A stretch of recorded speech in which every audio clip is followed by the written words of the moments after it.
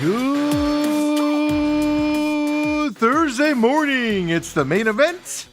I'm your humble host, Stephen McCollum, and you know him as 17-year NFL veteran, three-time Super Bowl champion for your Dallas Cowboys. And folks, he loves Thursdays so much. His 30 minutes here before he takes off to that hellhole calls over at the other place.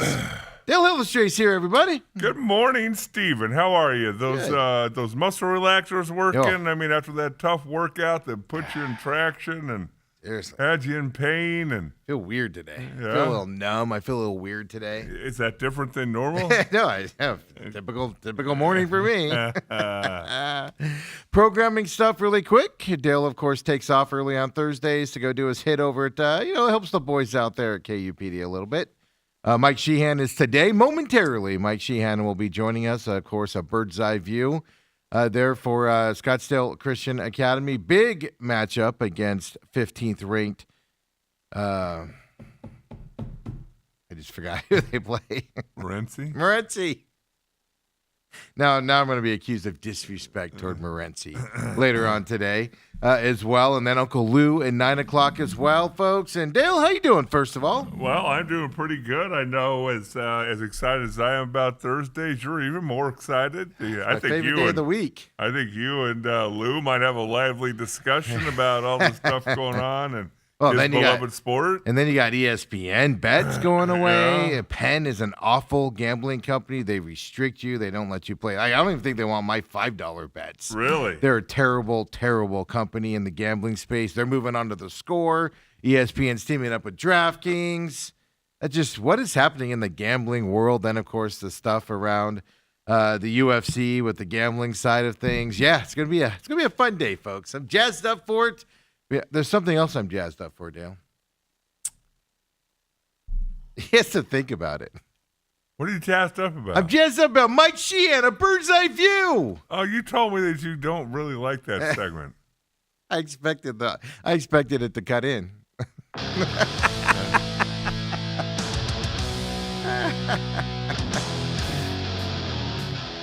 I like that subject.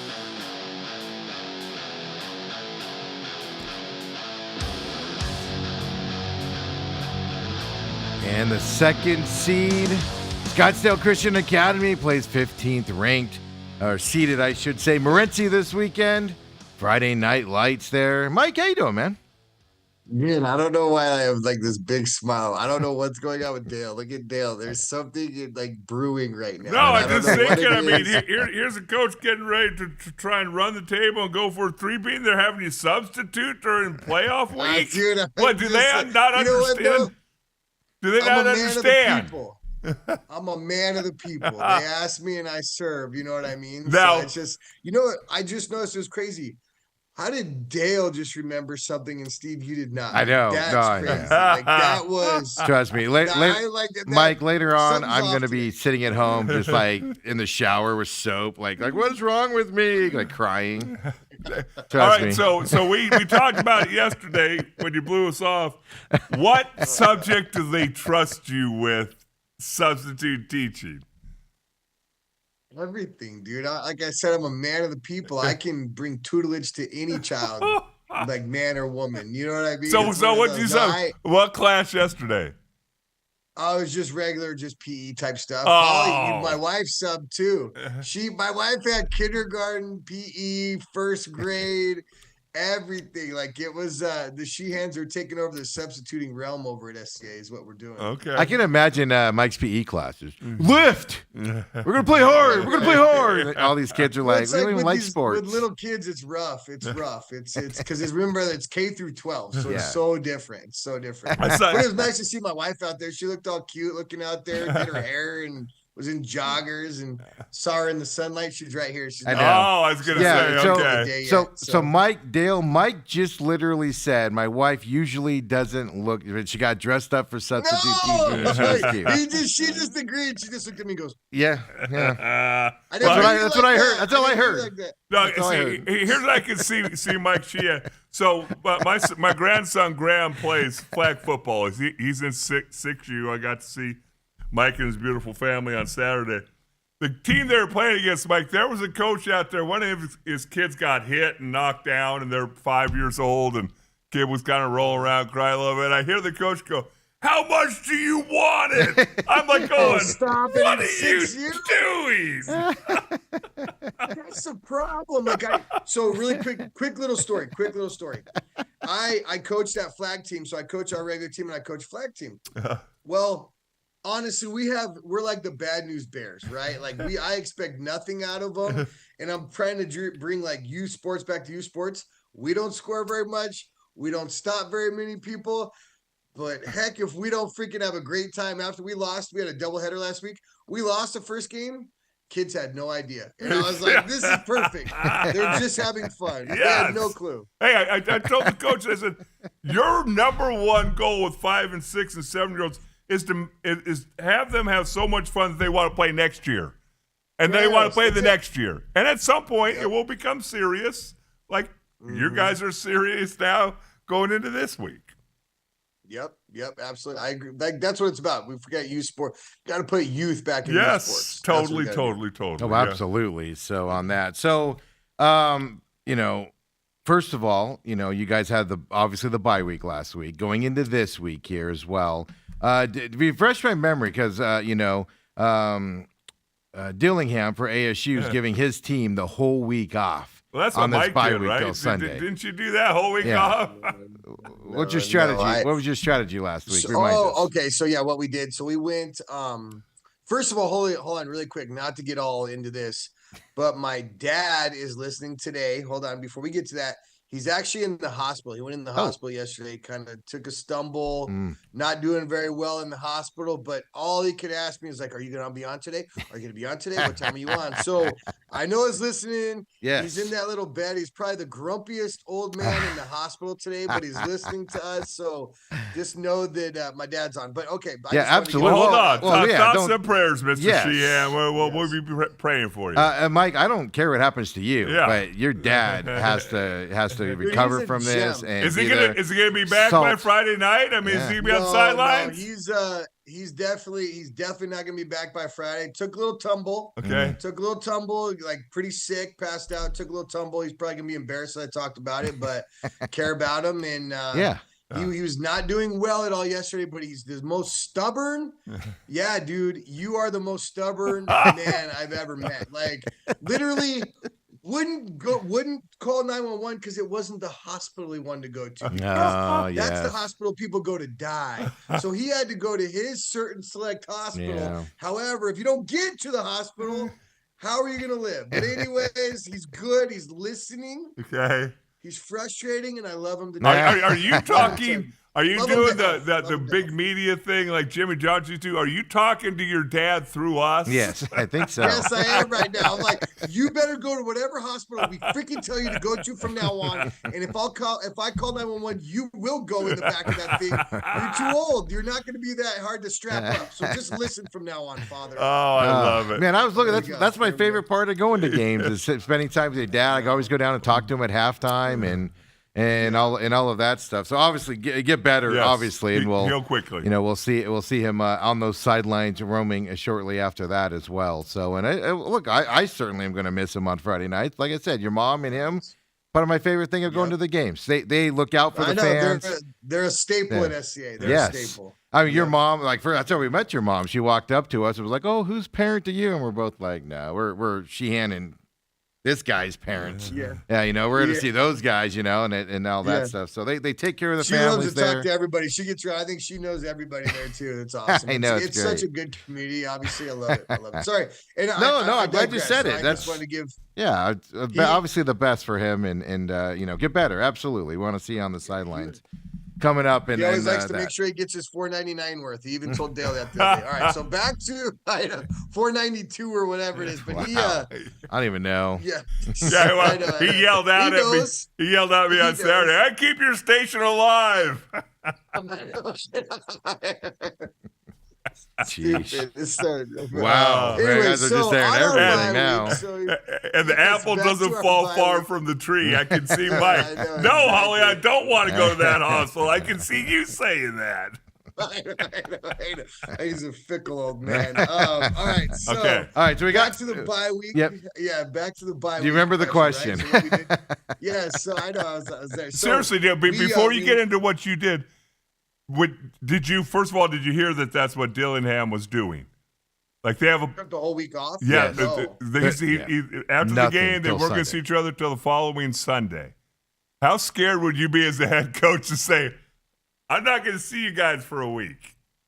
Well, there's two things. I love it. I actually like it. The only part I don't like is I worry about them getting in trouble. Yes. Yeah. That's I think the rest and all that stuff, I think that's the tough part. I think the accountability part would be, oh man, what are these guys doing? Right. Where are they at? Right. Are they in Mexico? Are they like where? You know what I mean? Well, like are the these Giants, dudes- are they on a boat in, Yes. in Miami when they should Yes. be in New York, Remember that story? Yeah, but you know what? But to that point, I love it because I feel like, yes. So, okay, this is a great segue. Great segue, gentlemen. Great segue.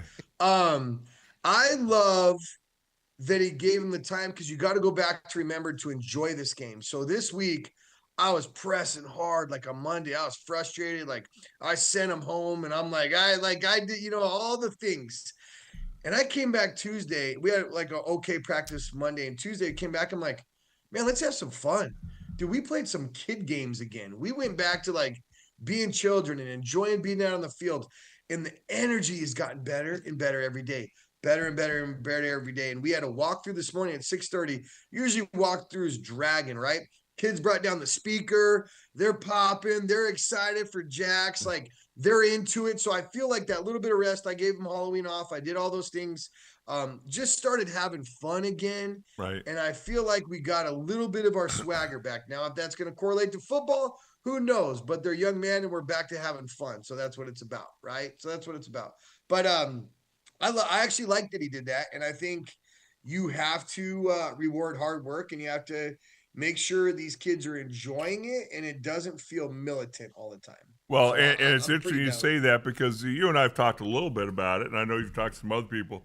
But a lot of times that going for that third championship at whatever level you're trying to go for it at, it becomes not fun. It becomes, if you don't win by 21, 28 points, what's wrong with you? And you're supposed to win, so you don't really celebrate victories anymore. And you could just be a downer the whole way through the season until hopefully you win. Most times you don't. So kudos to you for bringing out a little bit of fun. I just worry more about the I was right in the conditioning. middle of that. You can lose the Yeah. conditioning in a week, if you just sit on a couch Yes. all week and you can, I'll just say you just get lazy, right? You're just like, oh, I don't want to go do this Steve, again. These guys are. I could gain 8 pounds in a day. I guarantee you. I but could we're get out talking and say, about "Hey, two yes." mid-40s guys and a 63-year-old. They're 20 years old for crying No, out but I loud. remember, I like, know. I Man, remember if growing sat up. around for a week, I'd be up 18, 19 pounds. Like, Yeah. I would do all the things. I look back to like high school and stuff. I think about that. Like I played so many sports, and then I'd get like 2 weeks off, and I just literally would sit around and do nothing. And it was hard for me to get going again. And I was motivated. I'm not like I am today. I was actually motivated back then and was like gung ho on stuff. And I just remember it hitting you at that point. So I don't know. That's what I worry about more than anything going into that. But your practice, as you said, Monday, you're frustrated with it. Tuesday, Yes. you came back. Obviously, yesterday, Yes. how it went. Today's Thursday here. You got basically a day away from this game against Morenci. Yep, I think we're as prepared as we're gonna be, and if we're not prepared, at least we're coming with energy, right? So Right. it's a lot of mentality, it's a lot of preparedness, and what shows up is gonna happen tomorrow night. With Morenci's a tough team, but I think we're excited and we're kind of back to being the Eagles again, and it feels really good, and it's been fun for me the last couple days, which is it wasn't for a long time. Like Dale was saying, it was not. I was not enjoying it. I wasn't celebrating wins. That loss felt like your dog got killed, your Right. dog got shot, and it's just like kind of back to it. Remember, it's a game. Remember, you're here to grow men and just have some fun. And I think that's back. The mentality's back, but I think we're ready for tomorrow night. I do. Let's talk a little bit about Morenci. Now, it seems like towards the back half of your schedule, you've now played teams that run the ball predominantly. in Phoenix Christian and ALA, and now you got a team in Morenci. Has your scout team been able to give you guys a decent look at practice? Has that improved with all this? Yeah, it's always so hard to emulate, right? We talked about that with ALA. It's so hard to emulate that, but I think scout team's done a pretty good job. Had some coaches running some wings and stuff like that, and a little bit more speed. And we're a little dinged up, so the scout team gets, the first team defense gets a couple subs, so the scout team doesn't get as good, or you got other kids kind of filling in stuff that don't necessarily play offensive line, because O-line's always the hard thing to do on scout team. But I think these kids are pretty bought in. They're giving all the effort they can. So I think we got a pretty good look, pretty good game plan going into this week. So hopefully it does pan out. Well, I was going to ask you about your health going into this game. I know you got dinged up last couple games, but generally you had a relatively healthy year. From that side. So with that bye week, are you able to get some of these kids up and ready to go going into this game? Not really. It's been I think another bye week would have been very beneficial. So we're pretty dinged up across the board. Yeah. No excuses, none whatsoever, because we're a program, not a team. So we got the younger bucks will kind of step right up and jump into the plays. But we're a little beat up right now. And like I said, one more week would have been beneficial, but we got to be ready to roll. And I think the boys that are ready to play are going to be ready to play. Which one of your kids got hit in the face with the football and then had a foot injury, practiced for 3 weeks, and then now is on the IR? Which one of your kids went through that? Because that apparently is an epidemic in football right now with Kyler Murray is what I'm referring to. What do you mean? But I'm losing. Hold on, I lost that. You got to give me a backstory. 4 weeks ago, Kyler Murray took a snap off the face mask. Oh, yeah, now he's on the injury reserve. He fell down on the ground, and he went in for a concussion, came out with a foot injury. Yeah, and he was throwing the ball and running last Tuesday in practice, and now he can't function, and he's got to go on the IR for 4 weeks. Didn't they? Yeah. No, I'm just being snark with that injury, right? That's all I'm doing. No, he's officially done in Arizona. Oh yeah, I believe so. Yeah, I believe so. I would even argue that that's why I asked you all year long, right? When you had to take the kids out in the third quarter, what their reaction was, because I firmly believe, I have no basis behind this. Nobody's said anything yet, but I firmly believe Kyler Murray and his camp were like, if you're not going to play me, I'm not going to be a backup for you guys, and so that's where the IR came in. I think it's that way. That's why I constantly asked you all year, with taking those guys out in the third quarter with their stats and not letting them play the whole game because of the way you were winning some of those early games. Yeah. That's why I asked those questions, is because there is psyches, and not that your kids are this way, but it tends to be more prevalent with 16, 17, 18-year-olds, on that side. That's why I asked those questions, is because I could, you could see somebody getting a little sideways with their head and, I'm so great. What are you taking me out for, Yes, and honestly, and it's they work so hard to play so little early in this couple games too, and it's probably frustrating, and it's a hard thing to deal with, especially as a young man when you work so hard and you play some competition. It's everybody else gets a chance, and it's frustrating because how hard they do prepare themselves. So it is. Well, it is and the kids who want to go on and play at the next level, which what's been kind of fun to see at SC over the last 3, 4, 5 years is. In the past, there was no kid who wanted to go and play college football. They played football because they could wear their jerseys to school on Friday, and chicks loved and they were the cool thing. But they had no aspirations of playing college football. But if you did, people always go, "Well, my stats aren't there," and I'd always tell them, college coaches aren't looking at your stats.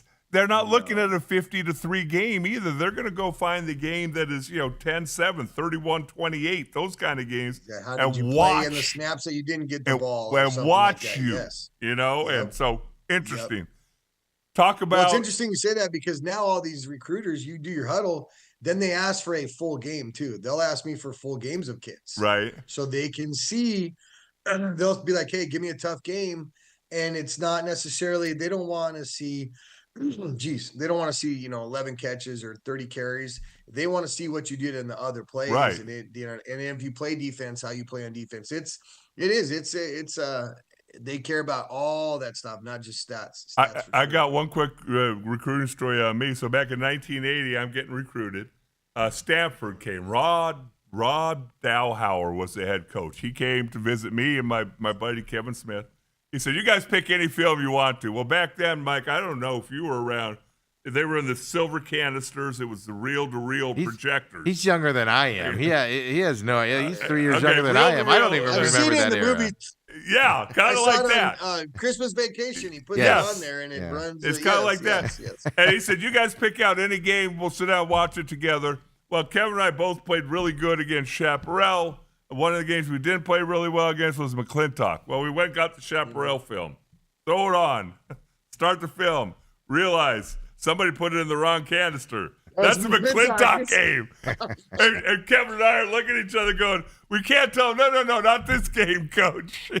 Literally. I got hurt this one. Literally, he watched about 3 series, turned it off, said, "All right, fellas, I'll be in touch." Never heard from Stafford again. Didn't I just get it? Oh, that's actually amazing. Yeah, he That's didn't even amazing. fake it. He was And just no, like, so, yeah, all all right, right. we'll See see you you guys guys. later. All right, thanks, guys. Yeah. Oh, that's good. Well, talk about your a lot of focus, obviously, on their offense because they're running offense and things like that.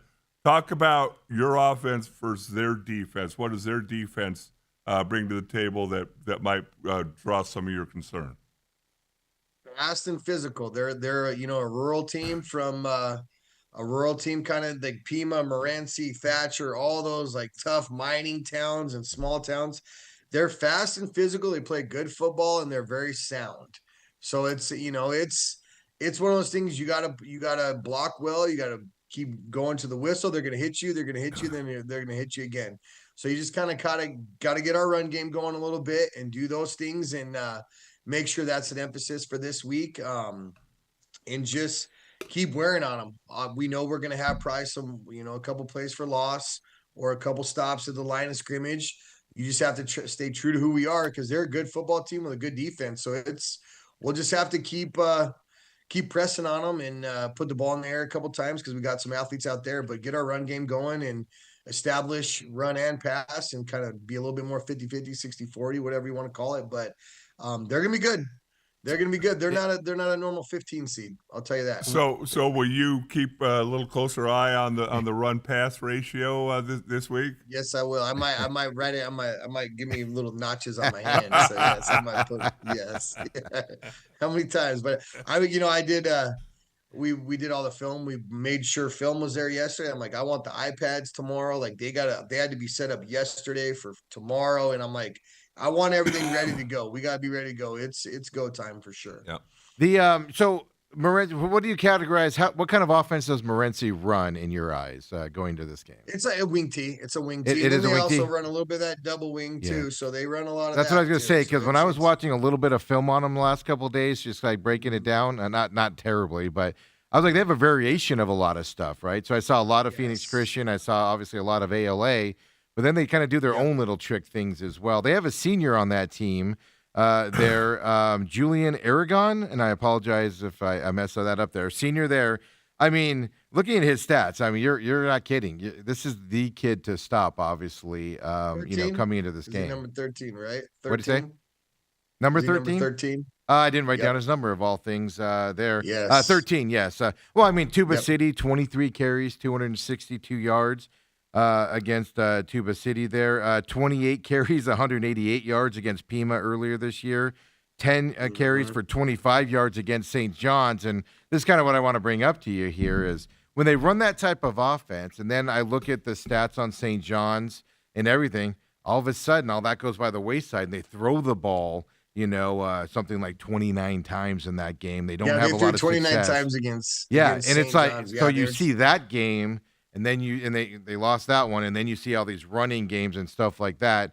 Does that throw a wrinkle into your game planning here? You have to be prepared for that pass, right? Even though they don't do it very often. Yeah, and I just think they probably didn't want to throw that much against St. John's, but maybe felt like they couldn't run the ball. So it's like they want to run the rock. They want to run the rock. Their percentages are pretty high in certain formations. They're 100% run or 90% run in some formations.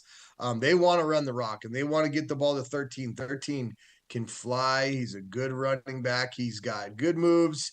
He usually doesn't go down on that first contact. So that's they want to get the rock in his hands. I don't necessarily think they want to throw, but they can definitely throw too. Yeah, I mean, Quarterback can Deegan Miller, move. their sophomore quarterback, number 10, Yeah. in that St. John's game, 17 of 29, 220 yards. So that's That's kind what of my I'm saying. question, So it's right? a- Because when you played Yeah. Phoenix College, they were running team, Phoenix Christian, I'm sorry, and running team. And then you guys got them to where all of a sudden they're throwing it all over the field, right, during that game. And I was like, that's odd that they did that. So that's kind of what piqued my interest in this one, to prepare for that. Or is it, let's stop the run first and we'll deal with if they switch to a passing game later on? Yeah, I think you got to try to, without giving away too much. Obviously, they're a run team, and we haven't been good against the run, so I think that's an emphasis right now. And hopefully, we've got some decent athletes on the back end that can cover dudes if we need to. And I think we got to stop the run, right? And that's been a tough task for us this year. It's not a secret. We actually did a pretty good job against PC. They had some big runs, some big plays in the air, a little bit more than we wanted, and but I think stopping the run is a big emphasis, and we've got some pretty good corners and some good safeties and stuff like Yeah, that. they had a couple of receivers, senior receivers. Rodriguez is number 7, and then Guzzo, I guess, number 4, 73 yards on 5 catches against the other night when they played at Tuba City. And then the other guy has 2 catches, 80 yards, and he had 40 yards per catch right there. So they do have guys that can be explosive on that receiver side as well for him. Yeah, absolutely. That's what I'm saying. Like I said, they're not a normal 15 seed. They're not a normal 15 seed. Kind of like we weren't a normal 12 seed last year. Correct. Yes. But you've been nice enough, kind enough to keep me on huddle. I'm not like Steve. I don't go make notes on the film and this guy didn't do this and that guy did. I just don't watch do that. it and I read it. I realized early on that I shouldn't do that. But I did see something come out this morning. You guys, it seemed like you've dialed them up pretty good, studied a little bit more, and they do definitely have some tendencies.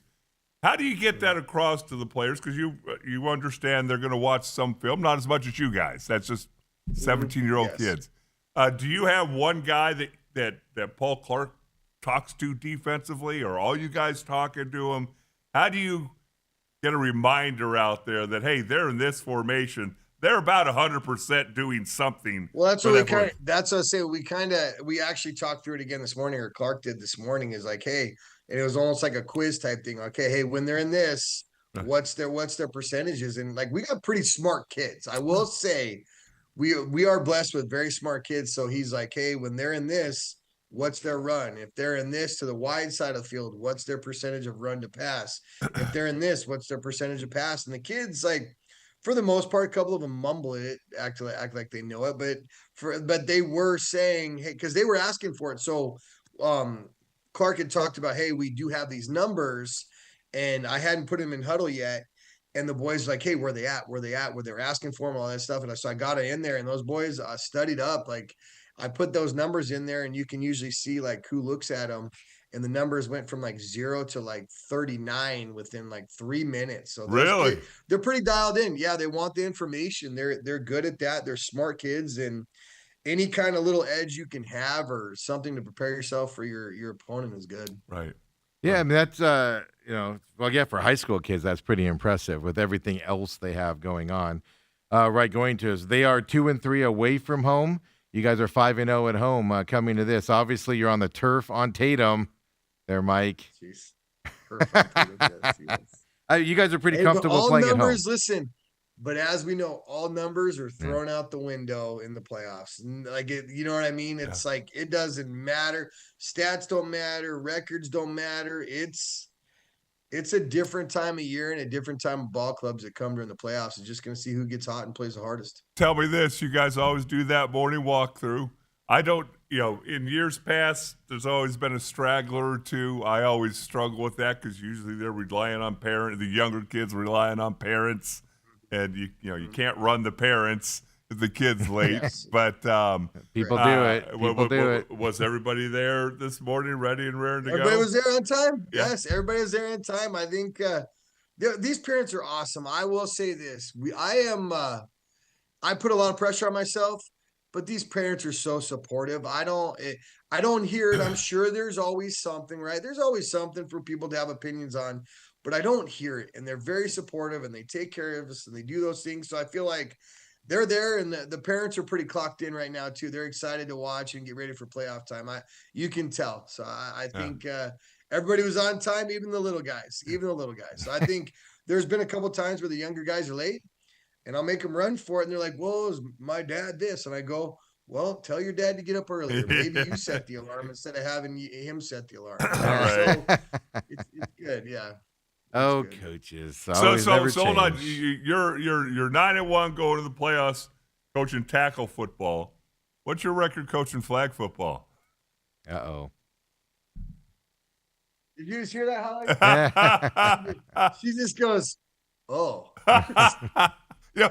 Hey, Um, Michael, while you think about we had a coach last year who wouldn't let the kids run through a parent tunnel if they lost. win? If they lost. Oh, I don't even care. So they ran, like I said, so they would go run through the other parent's tunnel. Yeah, so that's good for those other parents. I think we are the exact opposite of the high school record. Okay. We won our first game, and we've been on the schneid ever since. So let's say that. We've been on. Okay. That's even the worst. You start off the since season on a high, and you're like, "We got this," and then just Yeah. that's not the way you want to do it. And We've last gotten question. better, but our competition's gotten pretty good Yeah. too. It's so again at those ages, the 6U thing. You can tell there's some kids who turned 6 the day before the deadline was, and they're heads and shoulders. Yeah, they're and, monsters. yes. And then Yes. there's other kids who Yes. run around and still look like there should be in diapers or something. And Yes, and, they might be. yes. So, yes, and they very well could be. Before we let you go, your Chicago Bears. Are you surprised? Oh, dude, they are. Listen, He's got Super Bowl if they tickets. wouldn't have played the playoff, like the playoff ready Ravens, they would be a 7 in a row or Yeah. something like that. Yeah. Listen, Loveland's rolling. Loveland, since Komet got hurt, I love Komet, but Loveland's gonna be the man. He's a great athlete. 2 touchdowns last week. Caleb's getting it rolling. Just to let you guys know, Caleb had 270 in the air, 50 on the ground, and 30 receiving. That's the first time that's happened in the NFL history. He also had a touchdown in the air, like he caught a little pass. Monangai, man, if you watch that kid run from Rutgers, you smile all you want, Steve. This team is actually, I'm so happy they're pretty good because they've got a run game. I love Ben Johnson. Defense is so, but they're banged up. The entire defense is banged up. But I think that offense, it takes a while to click with a new offensive coordinator. The run game's playing like really well. Caleb's playing better. It's going to help play action. They got the wide receivers to do it all. It's they're a good football team. I'm not going to say they're best, but I think they're a top 12, 13 teams. They'll beat the bad teams like they should beat the Giants this week. They'll beat the bad teams, but they're not good enough to compete with the best teams in the league. I'll put it that way. We'll see. That's average. Yeah, but the thing Look, is, all I'm saying is the Ravens suck all year long until they played the Bears, and the Bears made them look But it like was Hall like of a Famers. playoff. It was like they had to win. Hall of Famer. They made the Ravens look like they were scoring 3 points a game until they met the Bears. yeah, but then Well, then look at the Ravens. Now the Ravens are rolling. yeah. Well, They got and Lamar the other Jackson. thing, They the got reason Lamar I back. asked this is because I saw the stats. The difference between last year and this year, and obviously you get a new coach, that has a lot to do with it. But guys getting more mature and all that. But I mean, it's a stark contrast to last year. 32nd in yards. They're third now, and in scoring, I think they were 29th, and now they are, I think, first or second in scoring right now. So it's a huge difference. Yeah, I know that. I'm a nerd. Yeah. I'm a nerd. So, yeah. They're 6, just so you know, in average points per game. Well, I was maybe inflating them because they're my favorite team. Okay. No, I mean, they're I didn't know definitely you were gonna improved. pull it up so fast. I mean, I didn't know yeah. you were Oh, pulling yeah. it. No, Yeah. I had him ready beforehand. I was like, he's not lying about the Bears Okay. today. I knew they were Not on this 6, but I was program. trying to make him sound better. Like I actually knew. I saw the stat today. It's like there's a picture of Caleb this year and last year, and it's a thing. I think it was on ESPN, and I saw the same thing, and I knew it was 6, but I was trying to make him sound better. Okay? The thing that's most impressive to me is because this tells you they're a disciplined team the way they're playing. Plus 13 in turnover differential, and they lead the league in that. So that tells you they're engaged with the new coaching staff, and they're playing hard because you don't get turnovers if you're lackadaisical out there. So Correct. Yep. You got to fly around and create things. yeah. All Well, all right. right. Go get Morency Friday night, 7 p.m. Of course, they're coming up. Gosh, that's like a 5-hour drive for them, isn't it? 3. Yeah, you know what? I don't look because I don't want that to like get in the boys' head. Oh, they're gonna come a long way. They're not gonna be ready because I just don't. I try not to pay attention to that stuff, but yes, I think it's a decent. Decently And don't look at their bus, Mike. The last time that we played them, the year before you got there, I looked at their bus and I said, "Oh no, we're in trouble." So, Oh, dude, if it's yeah, I know exactly what you're saying. it's not an They're gonna electric get up bus there. with air conditioning. I promise you that. Did you ever see the movie? What's the one? They're in jail, but it's not the one. It's not the same. It's not one. the longest yard. Necessary roughness. No, there's another one where like Bruce Smith and all these guys get off the bus. Is that necessary and roughness? Yeah, they bring. Yeah, the I remember that. They get off the penitentiary to bus and play the bus is team. like smoking and Yeah, it's Yeah. just like it comes up and the bus is smoking Yeah. and Bruce Smith Yeah, gets yeah. off and all. I don't know if these, that's like, it, but it's just something like that. Yeah. monsters. Yeah. Yes. So that's yes. I feel like that's what it's gonna feel like. But we gotta go play some ball. All right, well, go All right. get them. Boys Good are luck. energized. The best to your Tell dad as well. Get well soon. I will definitely. Thank you guys. Appreciate All it. right, see you later. See you next week. Actually, well, hopefully a victory for you there next week, right? Well, maybe you don't. I wanted to You see will. what you'd say. You will. I'm you trying to will. set We're you gonna up be is here. what I was trying to do there. So We're gonna be here. We're gonna be here. we'll see you All right, next I'll week, talk to you Coach. guys. Have a good Friday night. I see it. And Hi, Dale, Holly. You too. Hi, Holly. yeah, and also your lovely wife. Hello. Don't be too hard on him. Dale, you got to get out of here. Yeah. Kyler Murray's benched. Suns Clippers tonight, 7 p.m. Bradley Beal makes his return You to got Phoenix. a lot to talk about, and then Lou, boy, Lou he's going to coming come in. here chomping Let's at get the into bit. it. I'm kind of tired of talking about Kyler Murray. He's done. So shouldn't we be done with him also at this point? But we'll get a little thoughts in there. Jalen Green's probable tonight, not questionable. Probable. All I got to say is he better step on that court. I don't care if he re-injures it in pregame. He better step on that court tonight. Wow. Once the game starts. There's no excuses now. You're probable. Dale, get out of here. Lou's coming up at 9. I got you until then, folks. Come on back. The main event.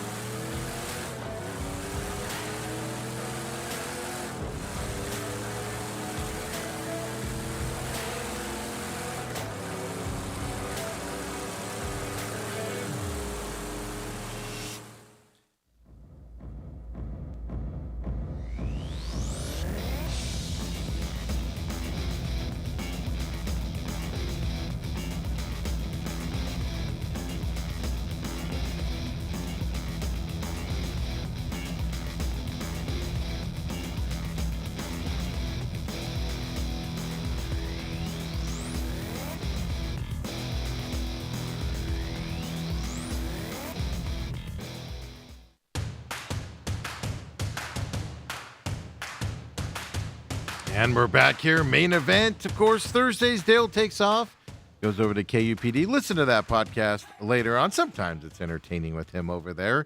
Of course, Uncle Lou's coming up at 9 o'clock here as well. And for those of you that listen to Holmberg in the Morning, have come over and found a free podcast, a free YouTube page.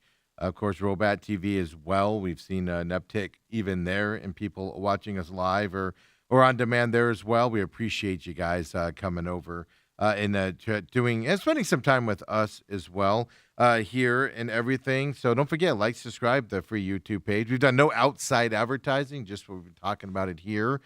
Free podcast system as well. We put that out on social media a little bit, but We know where our bread and butter is for you guys that watch us live. We appreciate it very much, and we know that's a big part of our audience, biggest part of our audience, and it's not even close to those other outlets out there. So first of all, thank you very much for that. So Flash Gordon, Flash, I apologize, man. Yesterday he texted this in early. And I did not see it come through, but he texted in, "Hey, Steve, any word on Trey Benson this week?" He goes, "I'm not asking a fantasy question." And he goes, "Okay, maybe I am." No worries, Flash. You can give us fantasy questions. I'm all right with that. Trey Benson, don't know. I'll put it this way: maybe this week. I could tell you, watch the practices specifically. That'll give you your indication if he's coming back or not. And I'll tell you, yesterday, Wednesday, Trey Benson did not practice for your Arizona Cardinals yesterday, which simply means it's looking like no for this weekend. But that was Wednesday's practice. Thursday and Friday are obviously, specifically Friday, are the practices you pay attention to. If they're limited or they don't practice at all, especially somebody coming back from an injury on Friday, well, that usually means they will not play over the weekend. So that's what you got to pay attention to. And I'll just tell you, as of now, Wednesday, he did not practice. They're getting ready to start practice here today. It starts at 10 o'clock our time here. So we'll have to pay attention to that. But that's all I can do to answer you on that. I did, ironically enough, talk to somebody that covers the Cardinals yesterday. And they I knew he hadn't practiced yet, and I asked him if they even see him out there, and they don't even see him out there. It doesn't mean, during the media portion, doesn't mean that he's not, in the back getting treatment, et cetera, comes out after the media portion ends. But, so that's all you can do to answer it. Pay attention to those practices. That's how we were all alerted to Kyler Murray not playing, the way he was practicing, et cetera, especially guys coming back from injuries. That's how you see that as well coming up here. So, I'm not going to say he's not going to play this weekend because he missed Wednesday, but in my eyes, coming off of an injury, if you're not practicing all week, that's a big alarm that I would pay attention to looking into this weekend as well. So obviously the other news around the Cardinals is it made it official yesterday. Kyler Murray's on IR. So he misses at least 4 games. He's going to miss more than 4 games coming up, folks, I believe as well. So it's interesting. We've recounted this story. We've recounted this scenario. Gets hit in the face, goes out with a concussion, comes back with a foot injury, plays 15 games. Just a quick recap. Then his foot hurts him, right? Then he's practicing, and then the other day you hear all of the stories. Adam Schefter, Tom Pelissero, national guys saying, "Oh, if he plays with that foot and re-injures it, it's going to be terrible for him." To the point where nobody's saying what the foot injury is. Well, Tom Pelissero yesterday said sprained foot is what he called it yesterday. So I looked up what it takes on a sprained foot. 4 to 8 weeks, right? And that. The problem you have with it, and Channel 12, Cam Cox put this video out. I told you guys yesterday, there was video of him practicing last week, running around, throwing the football. If it's that bad, never been in a walking boot, nothing to that effect. If it's that bad, why was he practicing last week and they were trying to decide if he can play? Why? Why wasn't he just shut down in that moment, right? So I have no proof behind this, nothing to that effect. It's just I'm putting 2 and 2 together.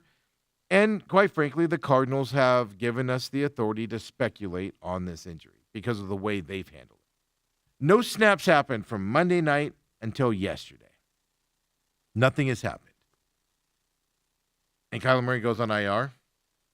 He's literally, we'll give him a couple more days to do. He's practicing. We'll give him a couple more days, see if he has a role in this offense. Boom, IR. Kyler Murray's done with the Arizona Cardinals. He's done. They're done with him. He's going to be someplace else next year. I firmly believe that with the way this has been handled. The other thing I'll say on this is my speculation is Kyler Murray and his team don't want to be a backup quarterback. They don't want to do it. So the agreement was they got with this team, they got with them, and this is how they're handling it. We're going to put you on IR for 4 weeks. If we need you, you can come back and start for us. If not, take your time off. and we'll deal with this in the off season as what I believe is happening behind the scenes in terms of that. Other teams, when he makes as much as he does, I also don't think the Cardinals are going to be able to trade him. I think they're going to have to rip that Band-Aid off and cut him coming up. So other teams, you might get a trade with other teams if Kyler Murray is injured and on IR and not able to play because of the injury. If he just flat out doesn't want to be a backup and doesn't want to play, that looks worse, and no team will pick him up for that salary. You cut him, they could sign him for whatever they want. He can go and play for a team at that point, is what I think is kind of the deal behind this. So the Cardinals are, one, preserving the status of Kyler Murray around the league, and then they're also doing what's best for the player in terms of what they want to do, as they've obviously moved on from Kyler Murray. And that's why I get so upset with Jonathan Gannon. And I get it. Like, he's not going to come out on Sunday night and be like, oh, but it's just constantly saying, he's my guy, he's our guy, he's our guy, he's our guy, he's our guy. And then Monday, oh, we're going with Jacoby Brissett. Okay. All right, Tiger. It's just infuriating where to go. And I will say this. Go back and watch Kyler Murray before his knee injury. Throwing the ball all over the field. The offense moved. Christian Kirk, right? Hollywood Brown, DeAndre Hopkins. Ball was moving all over that field. Jonathan Gannon, Drew Penzian gets here. All of a sudden, the offense gets stifled. I want to know what happened in this locker room with Kyler Murray to get it to go this route. Because, look, we've given Drew Penzian a lot of crap on this show. Other people have on his offense and the way they play it. And then the offense gets good with Jacoby Brissett. Now, it could be Kyler Murray doesn't fit into this offense that they want to run. That makes sense, right? But to me, that's a coaching issue. You got to do what's best for your player and adjust your lineup to get on that side. Sometimes you're just not a fit. Kyler Murray probably isn't a fit here with this offense. I think that's obvious as can be as well from my humble perspective here at the main event. It is fun, though, because I've seen a couple other media people, Chuck Harris being one of them. I know of Chuck. I don't know him personally. I've never met him, never talked to him, anything like that. And I came across his Twitter feed a week ago. He's on the same track I was on the injury, hit in the face. Where's the injury at? What's the foot injury?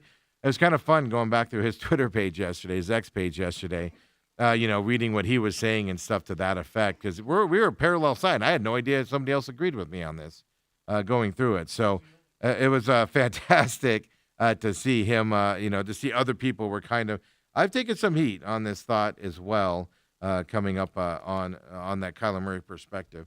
Really, Kobe, could you turn Lou's mic on real quick here? Because Lou just said something fascinating that I want to – go ahead and tell us again, Lou. Say it again. What did I say? Oh, you said not the only one?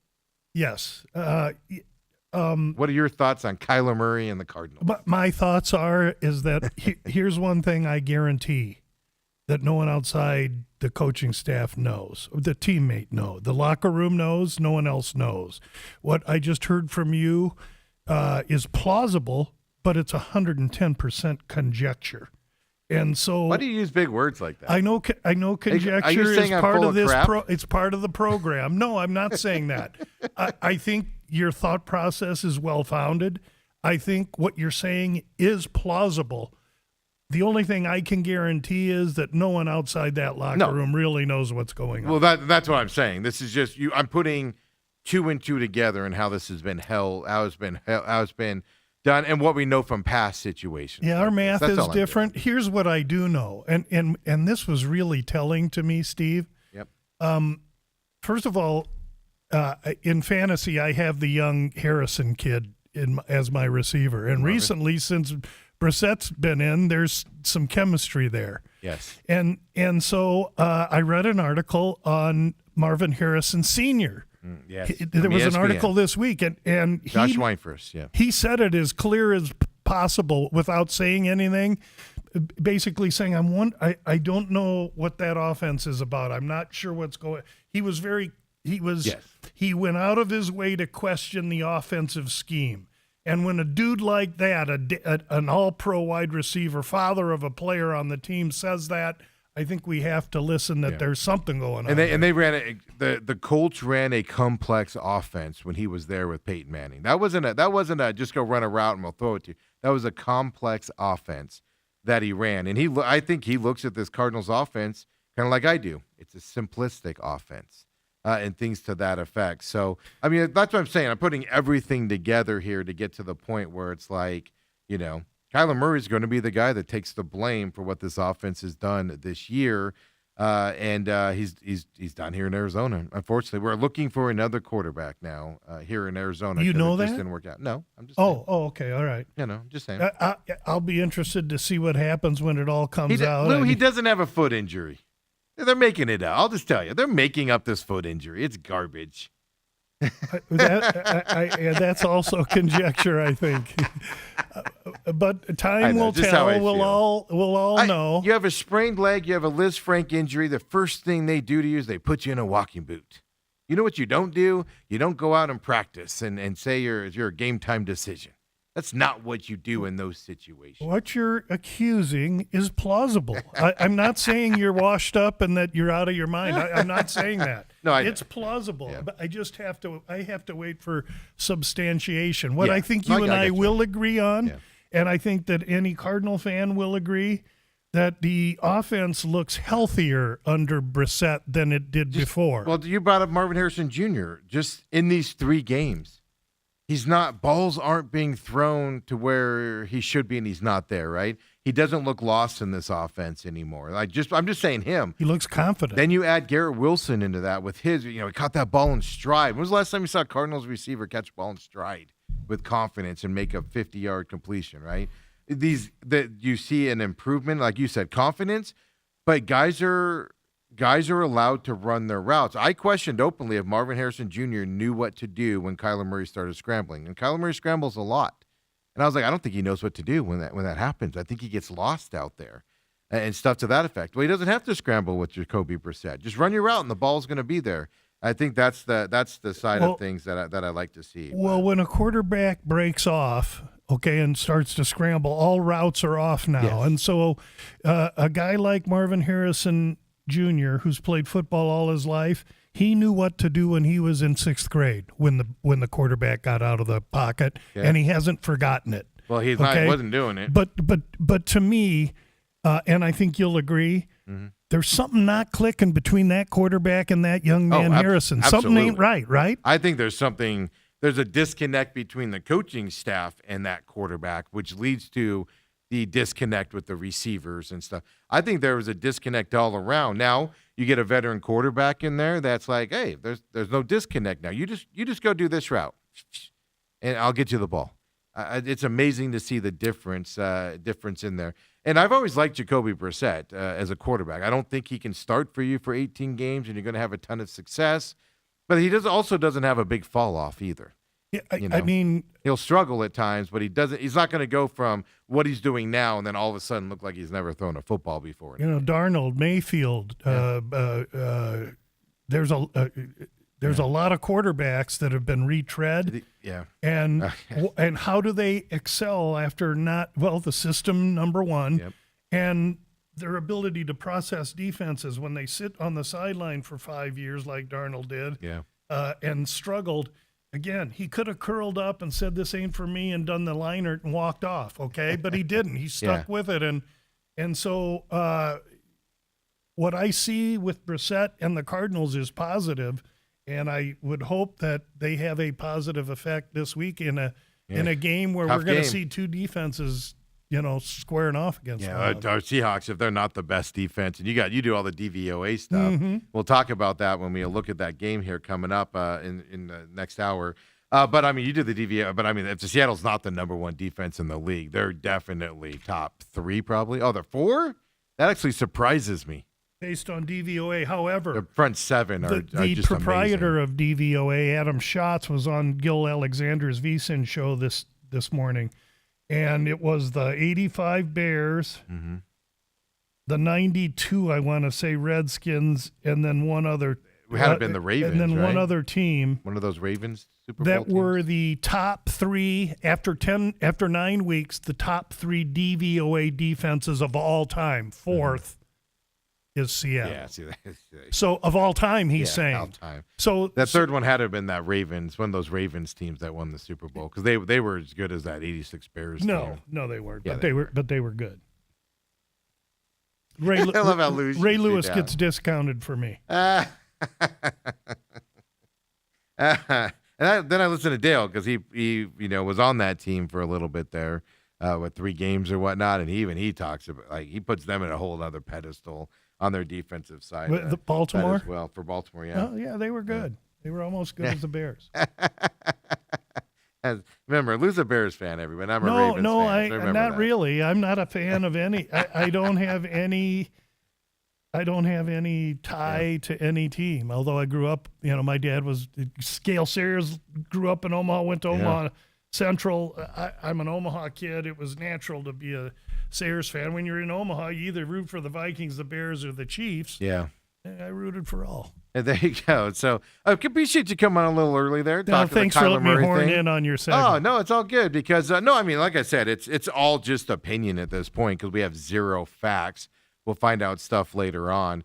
I just don't like the way it's been handled. I've been railing on it for weeks and all of that. And it is what it is. And now we can move on from it because he's on IR for 4 weeks at least, so we don't have to worry about it. If they win a couple games, the Cardinals, and we'll quit talking about this, start talking about whatever else looks yes. good. If they go out and beat Seattle this week, we will not talk about Who's the going to quarterback start at thing running anymore. back? Tell me that. Well, Trey Benson, we just had that talk as well. Trey Benson, they were talking about him possibly coming back this week, but then he didn't practice yesterday.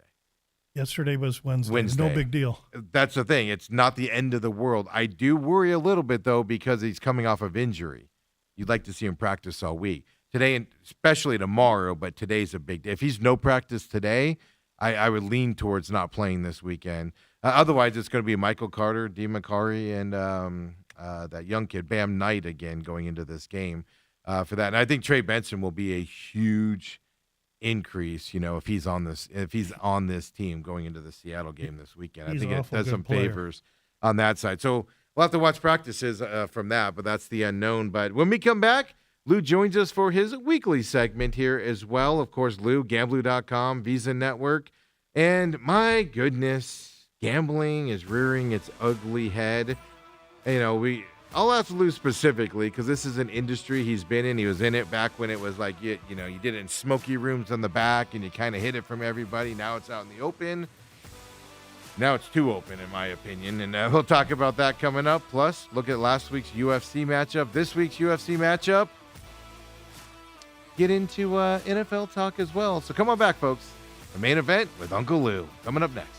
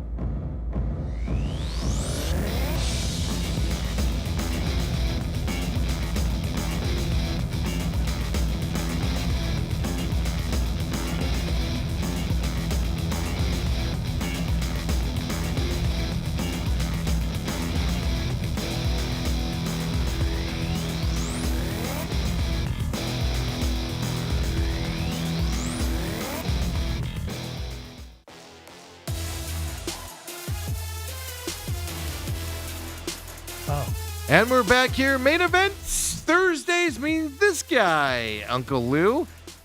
Made it back in this week. Last couple of weeks remote. We love you either way. It's fine either way. But Thursday this week, so we're without weigh-ins here coming up this week and everything. But before we get into everything, here, right? Tell everybody, VSiN Network, you talked about them. You're a contributor on a bunch of those shows there on VSiN Live, etc.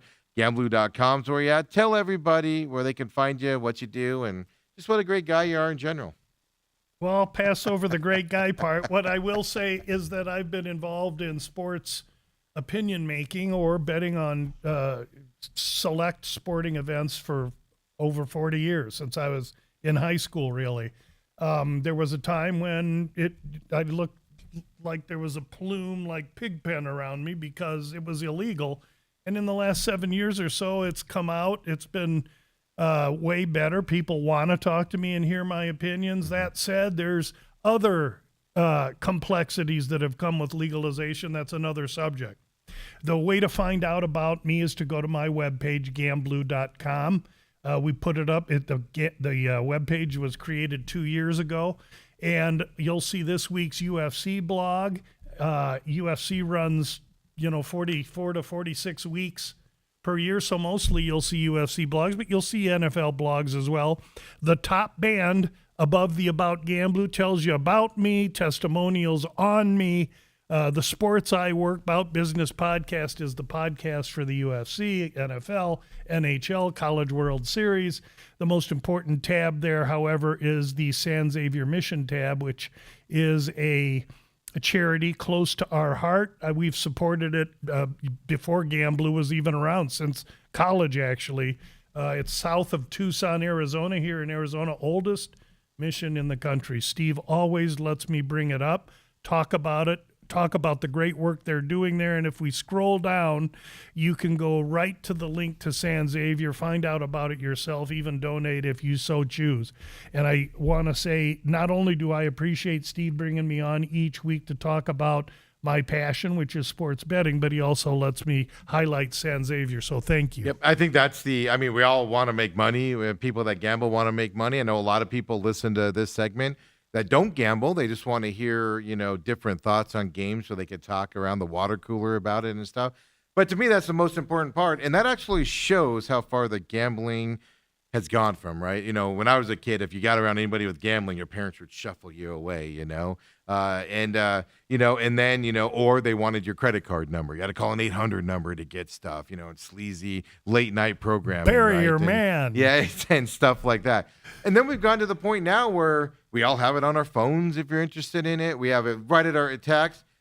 And, the NBA earlier this year gets nailed with a big gambling scandal. They've been nailed with it before gambling was public, right, with the referees. Now they got an illegal poker scandal going on, guys giving information to people. And then now you get this UFC situation on a fighter last week where the money was thrown onto him right before the fight happens. Was thrown onto his opponent. They go in there and they do it. So it's good that everything, has gambling become too prevalent, right? Then you got the Penn situation where Penn just keeps failing everybody they get in. They failed with Barstool. They fail with ESPN now. Now they're going to the Score. They restrict betting. They do all of those types of stuff. Are we to the point where there's too much freedom in gambling? But it's also a good thing because this UFC situation, this NBA situation in the past wouldn't have been caught, because it would have been done in back channels and things to that effect, because it is so open now. That's how these things are getting caught. So I don't know, is there too much gambling out there? Is there too much sunlight on the sports right now with the gambling?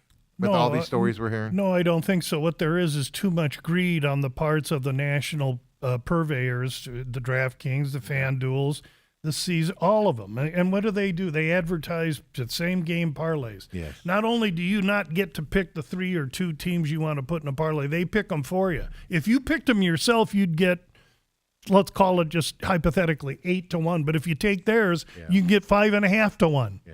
How good is that? Then you pay a big vig too, right? You're paying a fee on top of that. Well, to them usually. No, because you're betting $1 to win $5. That's the allure of parlays. But as I tweeted earlier in the week, and you can check out on Twitter, the University of Nevada, Las Vegas did a 40-year study of all the books in Nevada, not in Vegas, in Nevada, and they found that in parlay bets, the house earns 30% profit on the bottom line.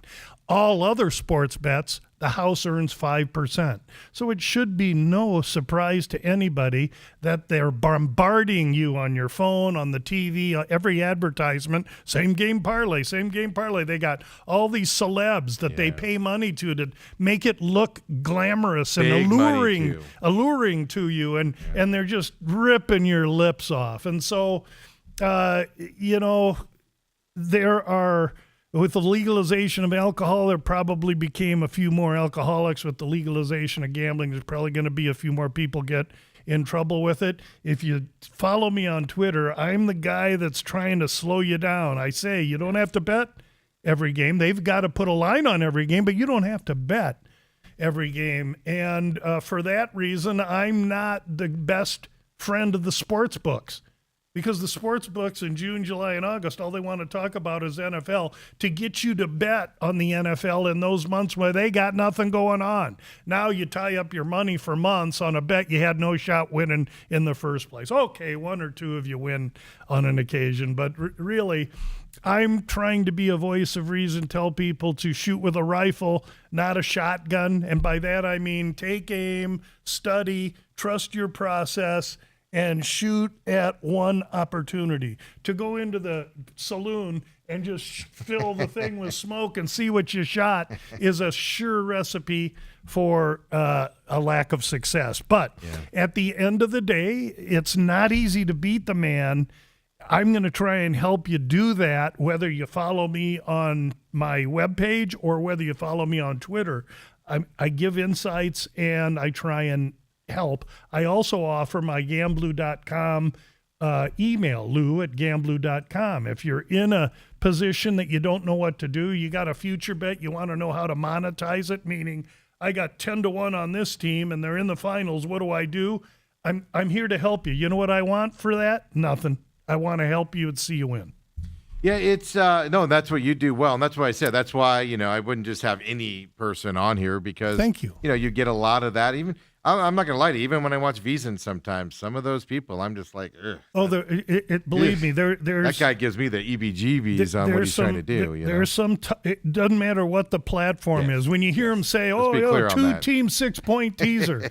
Well, 2-team 6-point teaser when I was starting in the business was even money. Okay, then it went to -110. You know what it is in Vegas today or at DraftKings? You go to a 2-team 6-point teaser, -140. Well, what they're saying is don't play teasers with us. Yeah. Go somewhere else. But people still want to play them.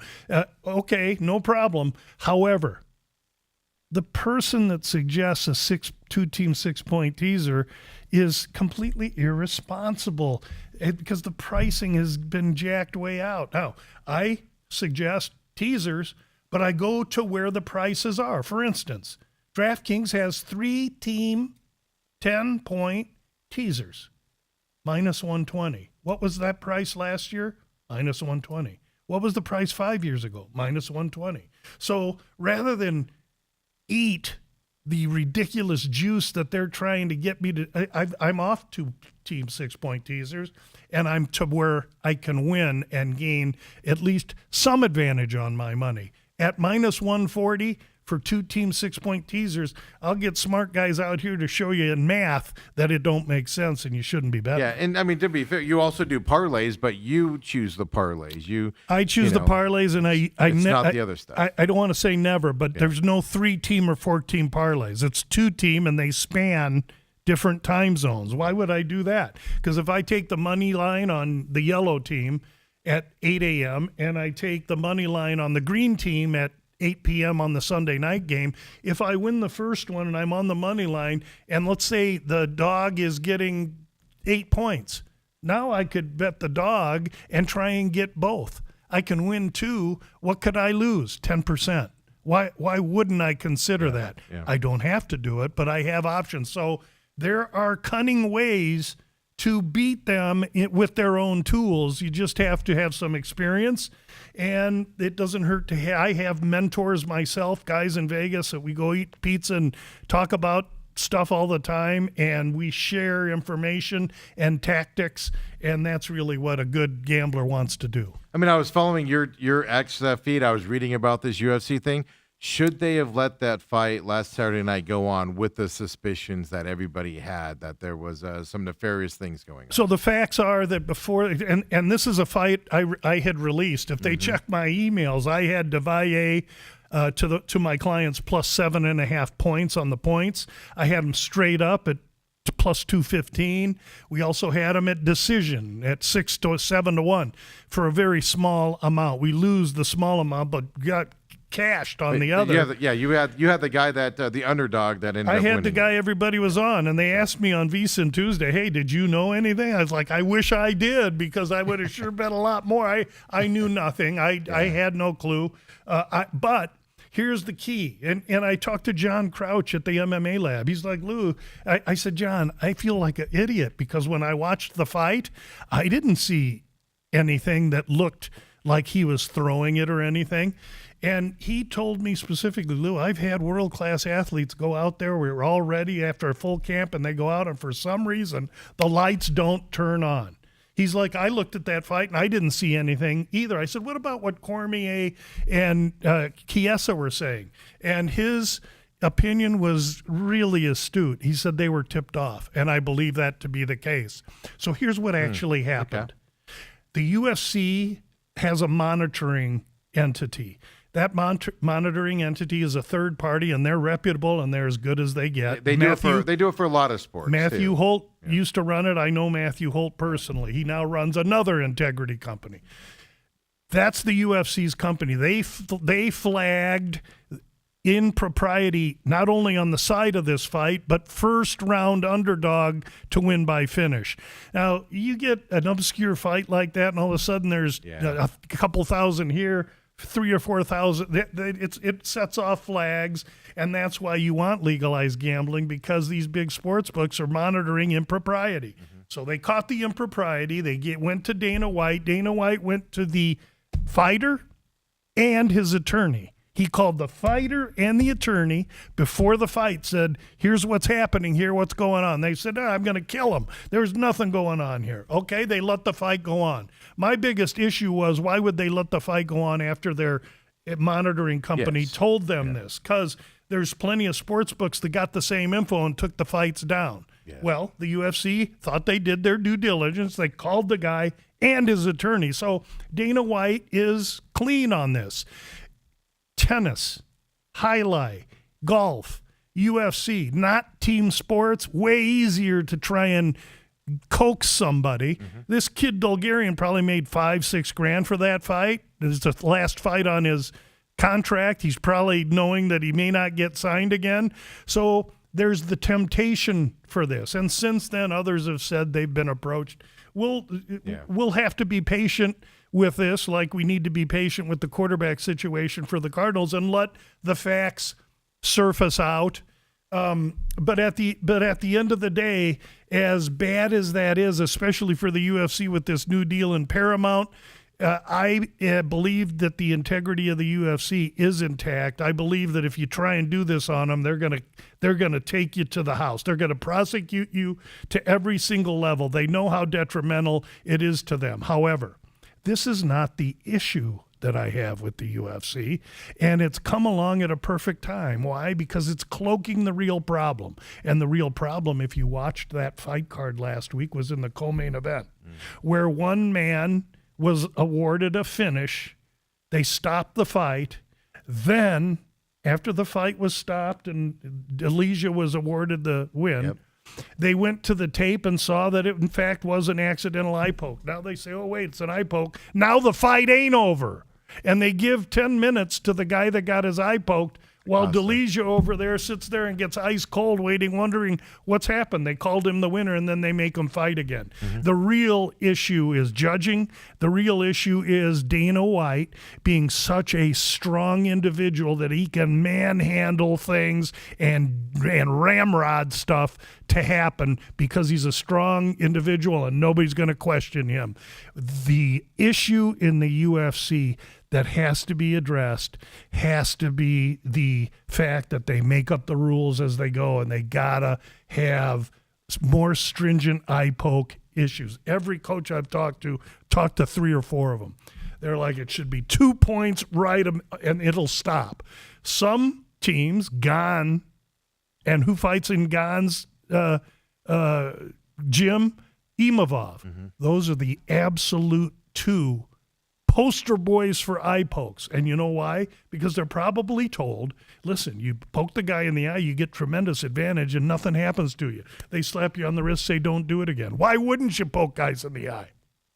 So, unfortunately, the Bulgarian timing is terrible because otherwise we'd be talking about this co-main event and the fact that we need to have rules in place that an organization sticks by, because you can't have a team get a touchdown and then they're getting lined up for the kickoff and they say, oh, wait a minute, we got to go run that back. We're going to go put the ball back down on the 6 because something happened. Now, there's got to be protocol. Yeah, there's a time frame. Well, we saw this not with an eye poke, but we saw it a few weeks ago. We've where seen it a ton the guy's this year. arm went down and they stopped the fight with like a second to go, and then And they the went, guy's "Oh like, no, wait, round's wait, up. No, you didn't win. We're going to continue the fight. Round was over."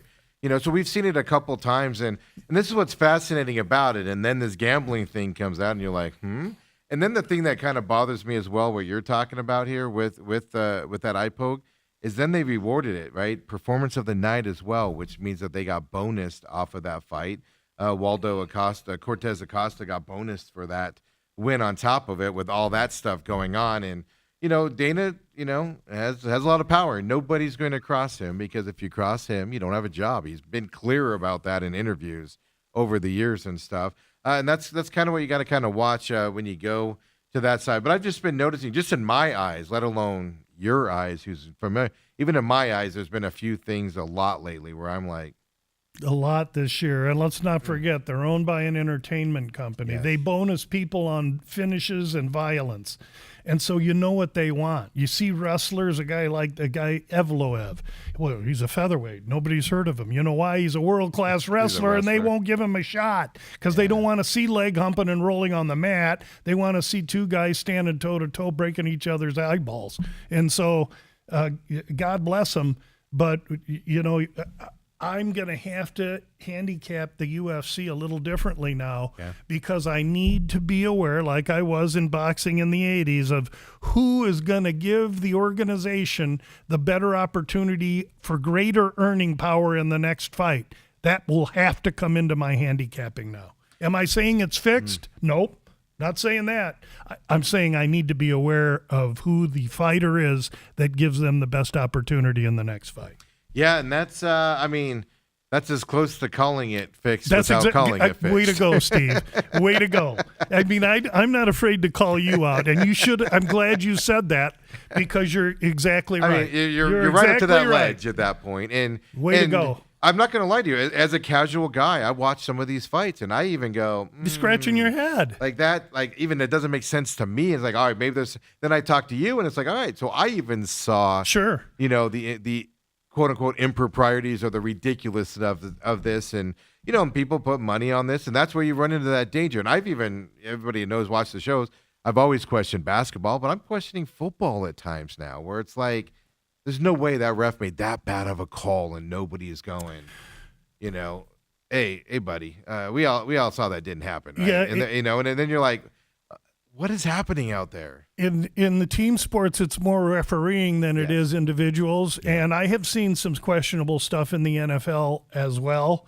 I seeing have college buddies now, that too. are way more vocal about it than me, especially with this Kansas City thing and the Yeah. allure to the young lady that Taylor Swift? Taylor Swift that Kelsey dates. And so here's what I'll say. We live in a society, an advanced society that is run and has dealt with capitalism. And you can go to Karl Marx because in 1848 he wrote a book called Das Kapital that spells out to the T what happens in advanced states of capitalism. The guy was a genius ahead of his time. And so much of it predicts exactly how we're living today. And so what I'll say today is our society is completely reliant on money. And when there's money involved, don't be surprised that anything will happen. Yes, absolutely. I'll just say this in terms of what you said. You know, you didn't call it rigged, but you walked up to that line, in my opinion. But I'll say this. even in WWE wrestling, which you don't like, you make fun of me for watching and stuff, but there are rules in that. If you don't get your shoulder up in time in an event that is scripted, if you don't get your shoulder up in time, they flat out tell you will lose that match. In the big events like the Royal Rumble, if you accidentally fall out of the ring, you're eliminated. They don't put you back in there because you fell out. Even if you're the winner, they will change the winners. I'm only bringing that up to say that is scripted. That is, kind of like like a soap opera. That is that type of stuff. But even they have rules that you have to do to follow. And it just, when you arbitrarily make them up as you go, which it does look like the UFC does at times, it's not a good look. And even the NFL at times, you're just like, remember, every time you hear like a new rule that nobody knew about, but somehow this referee knew it off the top of his head, on the field. It just throws question marks into those events. You got to have integrity. Even if you don't like the results, you got to have integrity, and you got to call it consistent. And I think that's what the UFC is kind of running into right now, especially with those eye pokes. They need protocol. They need rules. They need to stick by them. They need deterrence. They need deterrence for missing weight. They need deterrence for eye pokes. I think the weight loss thing is the most ridiculous. If you don't make weight, you don't fight. You don't get paid. You just wasted all your training money. That's right, except for the fact that the UFC's counting on 4 fights. They have 3 hours scheduled with ABC, and they want the show must go on. You got that tug of war. No, I get it, and that's just where. But if you were to call guys not allowed to fight, you miss the weight, or just have some penalties. But there's got to be a specific standard to make guys do it. Because if you're going to train for 6 weeks, 8 weeks, all of that money, all of that stuff you're expending, travel time, and then you miss weight, and all of a sudden you're not fighting, you lose all that money, guys will start paying attention. Yeah, mine would be if you're a 155-pounder, you get to 156. If you miss by 1 pound, meaning you're 157, then the penalty would be something. Yeah. But if you miss by more than a pound, meaning you come in 157 and a half, you automatically lose the fight. You can choose to compete if you would like to, but it's going on your record as a loss. And you know what? Yeah, I like that. That'll clean it up real quick. Absolutely. I'm a kid. I'm a dad that swatted my kids. Okay, not because I came home and I was upset, because they did something to earn it. And so after 1 or 2 swats, and here's the other thing. Sometimes they'd get 3-4 warnings, and then I'd finally have to swat them. Sometimes I'd just drop them. And they're thinking, my old man's half whack, man. I better not jack with him. So then we're in the shopping mall, and they're acting up. And I would go up to him, hey, Coley, you see all these people in here? Yeah. I said, they're going to watch me kick your ass right here if you don't stop doing that. It was all over, and the kid was right by my side because he knew there would be execution.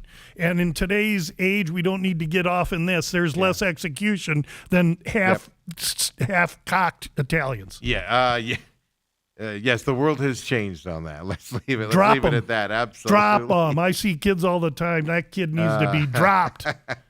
Oh, I think about that with my kids, where I go, my mom would have had me by the neck if you pulled that stunt with her. I got my mouth washed out with soap and the wooden spoon, and that was my mom. Then she'd say, wait till your dad gets home. Then it was trouble. Exactly, right? So let's move away from last week and all that drama out there. We do have UFC Fight Night here this week in the Apex again.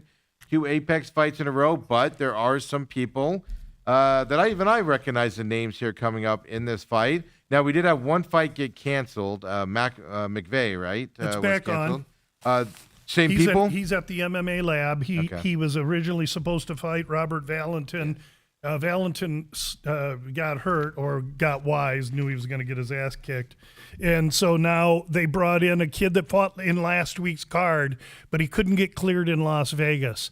So now they brought in a third young man. His name is Reese. He fights out of Fortis in Texas, and he's a big favorite over our boy McKee. And I just haven't I've been able to do the research on the new fight because it was just announced yesterday. I didn't realize that they went to basically the third person now. That he's going to fight. He's an MMA lab guy too. So McVeigh is. And I'm always quick to compliment the UFC on the fact that how adroit they are in being able to fill these other spots. Listen, the UFC does an awful lot right, but when they need criticism, I'm here to give it to them. Now, if this cheating thing got out of hand and it was in the favor, the fighters had advantage, and they could do something that would harm the UFC, I would be as vocal against the fighters as I am now when I see impropriety with the UFC. Why? Because I'm selfish and greedy. I want to see integrity in fight game because I love the fights. Yeah, and I think we all just want to see integrity stuff out there, right? As we look into that. Miles John, Daniel Marcos is a prelim fight. We've seen Daniel Marcos a few times here. He's a 185 favorite going into this fight. Bantamweight bout here in the Apex, so small cage. I believe bantamweight's the smaller guys, right? They are. Into this. So Daniel Marcos, is this a fight that should be entertaining? There's like 5 fights on this card that are just barn burners. Really? And if you look just at the lines, there's like one fight that's lined minus 400 or 500. The rest are all minus 165, minus 180. So they're all very, very competitive. You normally don't get this in an Apex fight. No, you don't. Like, I look at this card and I go, recognize it. And usually on Apex, I'm like, Lou, tell me what to watch. Yeah, they're trying to get guys fights to satisfy contractual obligations. Also, with the amount of contender series fighters that are coming in, new blood willing to fight for free, this is also an opportunity to take guys that have 4 or 5 fights at the end of their first 4-fight contract and they're 1-3. Get rid of them. They're fighting for their life. Why would they pay a guy $15,000 to show up and $15,000 to win when they can get Louis over here to come in, play for 5 and 5? Yeah. And that's what's happening. And that's why we see way more obscure names on a lot of these fight cards, because they're paying them squat. The foundational profit center for the UFC, where they differentiate over every other sports league, is the fact there's no union for their athletes, and they're literally, I wish I could use vulgar language, they're bending them over the fence and driving them home, baby. They are absolutely abusing their number one commodity, their athletes, and that's how they have such wild profit margin. And as long as Dana's there, that's what's going to continue to happen. Continue to have that out there, right? So, well, I tell you what, prelims. I mean, you got, like you said, Daniel Marquez. You got Pennington. So and let's Gomes go back to in the women's fight. So let's go back to Marcos and Jones. You picked a great one there, by the way. 135ers, both 5'7", one's 31, one's 32. Marcos going to have 3-inch reach advantage over him. Marcos opens 300. He's down to minus 172. This is going to be a really competitive fight. 2.5 rounds is where it's listed, and the over's a billion to 1. So 380. yeah, probably going to go to decision here. So you pick your fighter that you like to win via decision. I got to think that, to me, I think Marcos has been in with better. I lean to him a little bit, but tough, good, competitive fight. Then we can go to we have Emil and Emmers. The last time we saw Hyder Emil, he was fighting Jose Delgado from the MMA lab, and Emil's an aggressive buzzsaw of a Tasmanian devil, and Delgado knocked him out with a knee to the face in the first round. I think Emil is on the bounce after that. Delgado's the real deal, even though he lost his last fight via somewhat dubious decision. Emil comes back for this fight at 145 pounds, facing a guy in Jamal Emmers that's long and tall, and a solid mixed martial artist, but he's got a little tall man disease. And when I say that, the fact that he's so tall, his chin's out there for the littler guy to get up and hit relatively easy. This Emil is really, really aggressive, and I think he has an edge in this fight. He's a short favorite. I think he should be, and I think he's going to win the fight. Minus 148 right now. Over under on this 2.5. The under is minus 195. Is that where that chin comes in? I think so, because that leads me to believe in a finish, and I think I'm hard pressed to think that Emmers, that doesn't pack a lot of power, could finish Emil. I think rather it could be the other way around. Just really on the women fight here, I've seen all 4 of these ladies. Probably looking at the odds here, over unders looks like probably decisions in these fight. Anything with Kalkaviki, Silver, Pennington, or Gomes in any of these women's fights? Yeah, that Pennington Gomez, I would tell you to look on DraftKings that the fight ends in split or majority decision. You'll get a good price there because that fight's going to decision. You can flip a coin who's going to win. Yeah, almost the same thing for the next fight, although Kalkavekia, is that her Yes, name? yep. No, that isn't her name. Her name is Cavalcante, and she fights. She fights. Now that you say it properly, Lou, that's how you say it. She's a Brazilian fighting out of Portugal. I'm so Long, sorry. tall, a lot of momentum, but she's stepping way up against Buena Silva. Buena Silva, you look at her record, she's lost her last 3. Yeah. Hasn't looked very good. Buena Silva is the meanest woman on the roster. She's a junkyard dog, and I believe she's very, very live in this fight. And Silver's a plus 210 going into this. As well, over under 2.5, minus 375 to the over in this fight with the ladies there as well. That's why I brought them up, because I recognize all 4 names of these ladies, which means you've talked about them and talked about them and that they could fight, and they're entertaining fighters out there. So when we know that fight's going to go to a decision, I'll look at the points handicap. So 3 rounds. If I can get Buena Silva plus 5.5 at a plus number, I'll vomit all over that. Yeah, right now it's plus 3.5, minus 165. Yeah, they don't want you to take that because it could be a close decision. Yeah. So what I would do there is probably Buena Silva's plus 2 something. Maybe put a half unit on her and maybe put a full unit on the points. Because if she doesn't win straight up and gets jobbed on the decision, you'll win the big bet and it'll cover up your half bet. If she wins the fight, you win them both. Then we got to go into the main card here. You got Christian Leroy Duncan, Marco Trulio here. These 2 guys battling out in a middleweight bout for these 2 guys. Yeah, killer fight. Christian Leroy Duncan, ex-basketball player, 6'2", 79-inch reach. He's going to be 2 inches taller than Tulio, have a 5-inch reach advantage. He has to keep it on the feet and keep his distance. Tulio's got power. He's very, very aggressive, and I believe he's going to cut the distance on Christian Leroy Duncan and prove to Christian Leroy Duncan that, in fact, he should have been either a basketball player or remain a mid-level UFC mixed martial artist, because I think Tulio has advantage here, despite the fact that he's giving away a little height and reach. I don't think this fight stays standing. I think if Tulio can get it to the ground, it's all over. And then next up, we got Ricky Simon and Barcelos. Simone and Barcelos. And again, in another 135-pound wing ding. This is going to be a great fight. Barcelos, a Brazilian, they're probably a push if they're grappling or wrestling. On the feet, Ricky Simon they've both been in with great competition, both enter on wins. Simon might have a little bit better striking.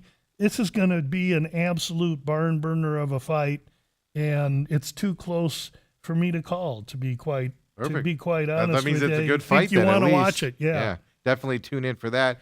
Chris Padilla, and then against Bonfim.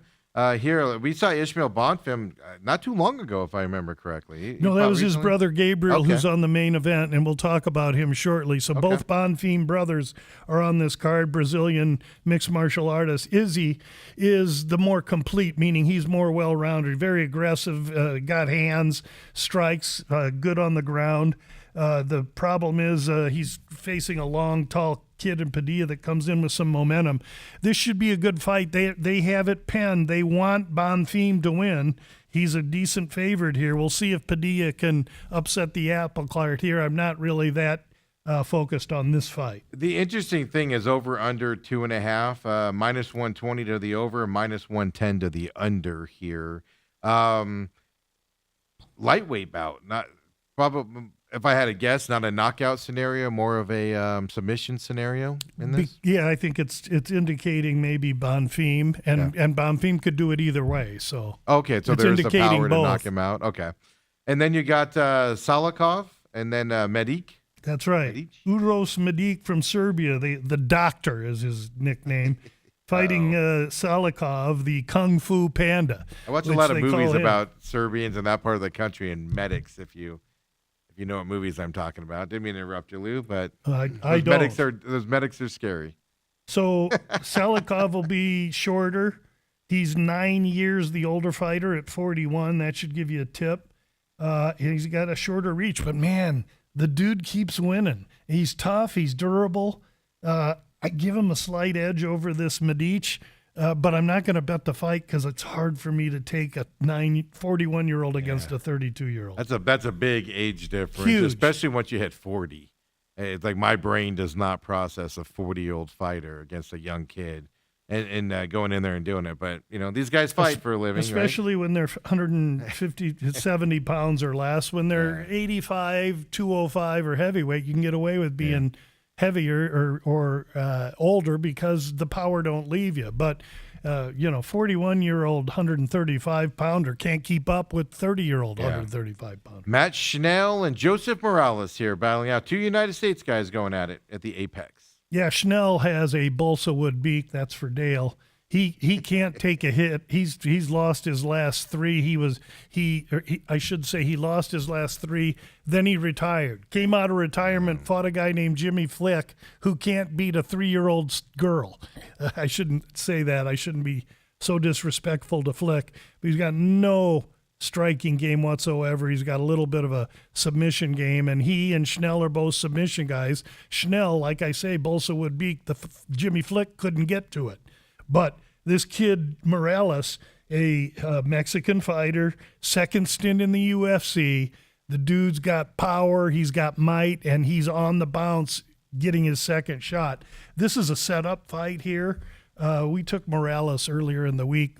In fact, it's written up on the Gamblu webpage. Morales via KO, DQ, or submission is minus 105, or it was when we released it. Yeah, and he's minus 395 as a favorite. So yeah, we're taking him to finish the fight. Yep, and then you got the brother Gabriel Bonfim. I recognize him as well, and then Randy Brown here for the welterweight bout main event here coming up Saturday night. By the way, 5 p.m. main card here, so 1 p.m. 2 p.m. because of forget the daylight time savings change. I forget time. about that. Crapola. So 2 p.m. Here coming up at 5 p.m. Our time this Saturday night. Yeah, this is the younger of the Bonfim brothers. He is probably got a better trajectory towards top 10 than the brother, but he's more singularly dimensioned. He's primarily a grappler submission guy. It's decent power on the feet, but against Randy Brown, who's going to be taller, longer, and 6 years older, Brown has the striking, but the cat and mouse here will be if Brown keeps this fight standing, he's going to knock out or win this fight. If Bonfim gets Brown down and Brown goes to his back, he's incapable. He's like a turtle. He can't get up. And that'll strongly swing the fight into the Bonfim favor. That's another fight I wrote up on the webpage. I know I like Randy Brown in this spot. I like him because he's been in with better. He has better UFC experience, and I think he's going to be able to keep this fight standing and use his length and his power to finish Bonfim. Plus 145 dog going into this fight against Bonfim. Now, when you say, just really quick, when you say, they have to keep it standing, if there is a takedown, do you also judge it to where if he gets taken down, then it's just, just hold on for dear life? Or is it one of those where you get taken down and if he gets out of it quickly, you're okay with that takedown? Or is it just he has to avoid it altogether? That makes sense? Yeah. Yeah. So the guy that gets taken down has to get out of it quickly and it's less effect, right? Yeah, so if a guy can't get out of it, if yeah. we've seen him get taken down and he can't do anything, then he can't get taken down. Brown can't get taken down. Okay? He's got to keep it standing. All right. That's now, what I was because just if he wondering, gets what degree taken down there in the is. first round, I'm like, and I'm watching the fight like this because I know what an underhook is or a whizzer. I know what he should do, and that's what I'm doing in my chair.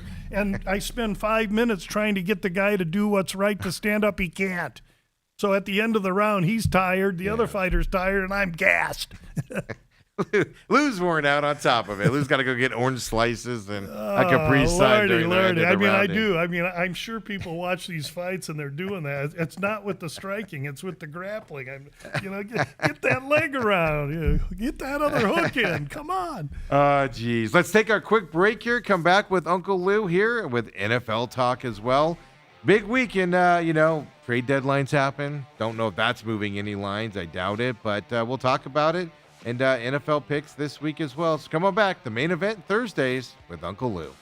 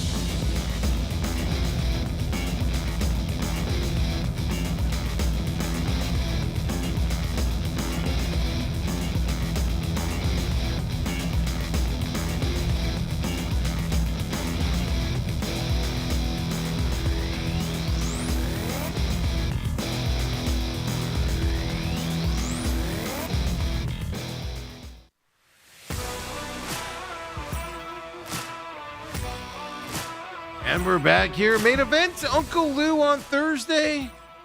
Whew. Getting through all of this stuff. UFC talk. I'm getting worn out with all this gambling controversies out there. We talked about that earlier as well. Lou, NFL this weekend. You said you put out a little bet earlier this week or today or something. I take a weekly position or spot with Dave Ross and Jensen Lewis on the Visa Network each Friday morning. And I've been giving 3-team 10-point teasers out, and I'm 3-0 on them, or 4-0 on them so far this year. I didn't do one last week, but I did do one this week. I did it earlier in the week and gave it to them, and I want to share it here. So here's how that one looks. Giants Bears under 58.5. Now, if you look at that line now, I think that line is closer to 57. And that's because there's going to be some pretty decent wind in Chicago, and that number opened 47, went up to 48.5. Now it's coming back down because most people look at wind on Tuesday, Wednesday. Uncle Louie looking at it Sunday, Monday, and you know why? Because these weather reports are so good. And if I want to know what's going to happen in Chicago Sunday, I just look at Omaha on Friday night or Saturday because that's the way it moves. What did you say it was at? The over-under on the Giants Bears? The one I took was 58.5. 46.5 right now. Yeah, and on it's FanDuel. dropping like a hammer in a lake. So if you're going to take this teaser, you best not wait around. Then the next leg, Broncos plus a half. And so the current line on the Broncos, again, I take these early in the week to try and get ahead. If you're at FanDuel, it's 8.5. Yep. So now you get 1.5 with the Broncos. If you shop anywhere else, you're only getting 1 or a half, like I did. And then the final leg, we go all the way down to the Monday night game, and we're gonna look at the Packers, who are given 2.5 right now. Yes. Yeah, and so we get 10 points there. Now they're getting 7.5. Thank you very much. Mm-hmm. 2.5 against those Eagles. And I would say I like the Packers straight in that game, to be quite honest with you. Yeah. Do we know Saquon's availability yet with that groin injury? I haven't heard anything. I didn't look it up. I don't know if that's affecting that line at all. And Packers are just a team that plays with their competition. When they play a good team, they play really well.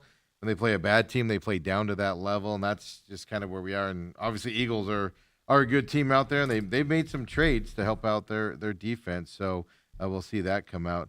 this week as well. And you said you do like the Pack straight up. In I that like the game as Pack well. here, and for the exact reason you said. Everybody's convinced that they're sluggish and play to their competition. Mm-hmm. Okay, you guys believe that. I'm going to believe that they're in a good spot at home and ready to rock and roll. And as far as Philadelphia is concerned, I got no practice report yet here Yeah. for today, so I don't really know how he's sitting. Usually Friday afternoon and then Saturday mornings, I spend a lot of time looking at Well, being a practice vet reports. too, I guarantee he most with the groin. He probably didn't even see the field Monday, Tuesday, Wednesday. Like you said, it'll probably be Friday for him. Being a veteran, look, you just hand the ball off to him. He knows what to do with it, so he doesn't need a practice. Their running all game, week, their so. running game's been a little bit sluggish this has. year, and I don't know, a groin. I'd want to give a guy plenty of time with that. That's That's just what I me. mean. Yeah. As far as Philly is concerned, where the heck are they? They're on Monday night against Green Bay. What doesn't fit here? Green Bay, DVOA 6th ranked offense, pretty good. Green yeah. Bay defense, 8th ranked DVOA. Not only is Green Bay good on offense, they're good on defense, and they're balanced. Philadelphia, 7th ranked offense. Pretty good. Philadelphia, 18th ranked defense. There's the red light, guys.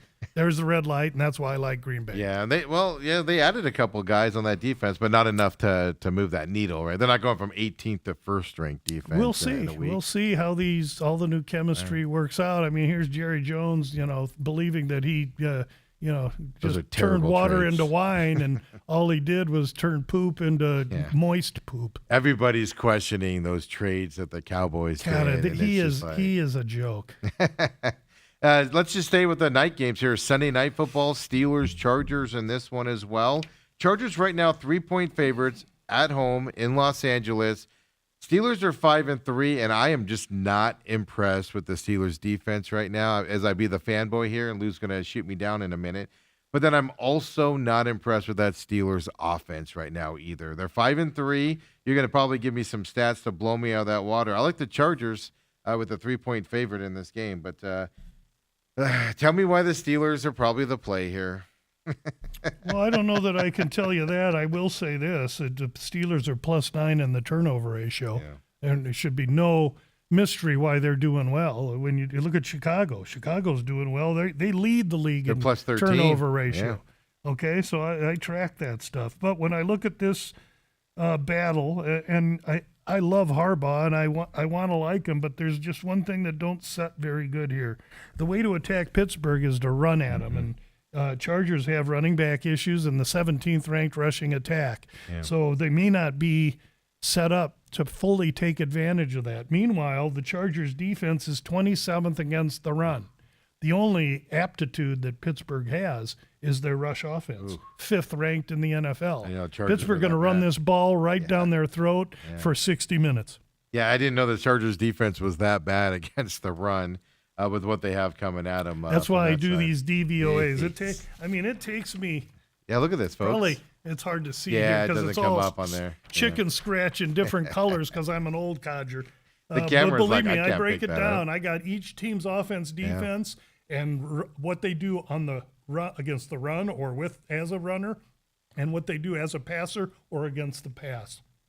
It gives me a great picture as to how I believe the game could go. If I'm going to use a term that a lot of gambling guys use, I'm going to give you the lock of the week. Yeah, and anybody that says that with me, I walk out of the room. No, that's right, being sarcastic.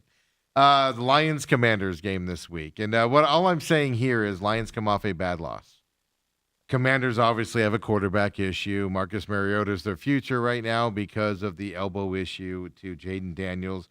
Going into this, Lions are 8.5-point favorites, though, into this. I don't know if I think the Lions are want to come out angry and that stuff from that perspective. But 8.5-point spread does make me look at that a little bit, Lou. 8.5-point spread. They're faves, yep.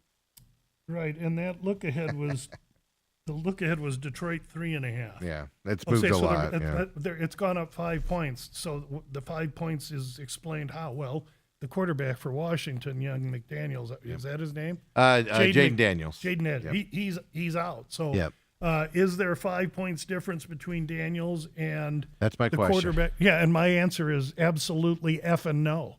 No. Mariota's a good quarterback, Yeah. but they got some skill people problems in Washington McLaurin as well. still can't find the field. Yeah. Detroit +6 on the turnovers. The one thing that makes me hesitate here is that Washington's 3-6 against the spread. And so usually when you have a team that's just really poor against the spread or really hot against the spread, somebody 7-2 against the spread, I'm looking to fade them because I know the bookmakers want all those teams to be 8-8 at the end of the year. They don't want 13-3 and 3-18. They don't want that because it becomes too predictable. So it's a game I have mismatch written on because it looks like Detroit's going to just mash potato this team. Yeah. But maybe not a game that I want to get too involved in. If I had to, would I look at maybe taking a tease of Detroit and taking them down? from 8 to +2? Yeah, I'd rather find other games. Okay. No, that's why I was asking you. 'Cause like +2 you doesn't said, help you that much. No. If I can get to +3 on the other side, now I got that 16% going for me. yeah, and that's why I wanted to talk about that game is because the perception is Lions coming in mad. Washington has their issues that they have, and 8.5-point favorite. I'm just like that spread's the thing that keeping me from going. Oh, the Lions are going to dominate this game with that 8.5. So interesting. We got some great games here in this. Rams 49ers battling it out. Rams coming into this game are 4.5-point favorites right now. Coming into this game, division foes. 49ers banged up beyond belief. So we don't know if they're getting some of those guys back this week as well. Division matchup tells me it's probably going to be a low-scoring affair between these teams. What say you, Lou? Yeah, everything would tell me going into it that I really like San Fran. Let's remember that when these two teams played the first time in L.A., San Fran came in all injured and beat up, and the Rams were the easiest pick, and everyone went down with the Rams because San Francisco schnockered them. Yeah. And these two coaches are good friends. Initially, I like San Francisco in the thing. However, the Rams got revenge. This is a divisional game. And lastly, the Rams 6-2 against the spread. I just got done saying they like to even those out. So this could be, again, division game. A lot of hatred between these two. Yeah, on paper it looks all LA, but it may not be that way. Okay. Perfect. And let's talk a little bit about our local team coming off that Monday night victory. The quarterback controversy's been settled, at least publicly. I think it's been settled in the locker room for a couple weeks, as we've talked to Dale about that. Seahawks, in my eyes, as a fan's eye, not a gambling eye, Seahawks are, if not one of the best, they're one of the best teams in the league, if not top 2 or 3 teams in the league. Especially with Sam Darnold coming off a perfect game last week in terms of stats. That front seven's one of the best in the world right now. From that side, and then you got your Cardinals, who offense looks better, defense is there as well. Lou, right now, Seahawks are 6.5-point favorites coming in this game. Division game. Arizona, in my eyes, plays in Seattle very well. This game will be close. I like the Cardinals plus 6.5 in this going into this game. What says you though, Lou? Yeah, I maybe lean under here a little bit. Both defenses are decent. Arizona with the 10th, Seattle with the 2nd. And again, that Seattle team via DVOA is jumping off the charts at the guy that does DVOA. And what we have to look at is Arizona's 25th ranked rush offense and 22nd ranked pass offense going against the 2nd ranked Seattle defense and the 4th via the pass. The good news is that the Cards defense sets up well against a Seattle offense that really wants to beat you by 3, but they just picked up Secure from New Orleans to add to their wide receiver room, which makes that Smith and Jigba even more viable. So I think this is a pass for me, though Seattle's 6-2 against the spread, and if that number were to hit 7, and I believe it will, then I could get interested. Yeah, the right now, minus 6.5 Seahawks, minus 115. So it's leaning toward that 7, correct?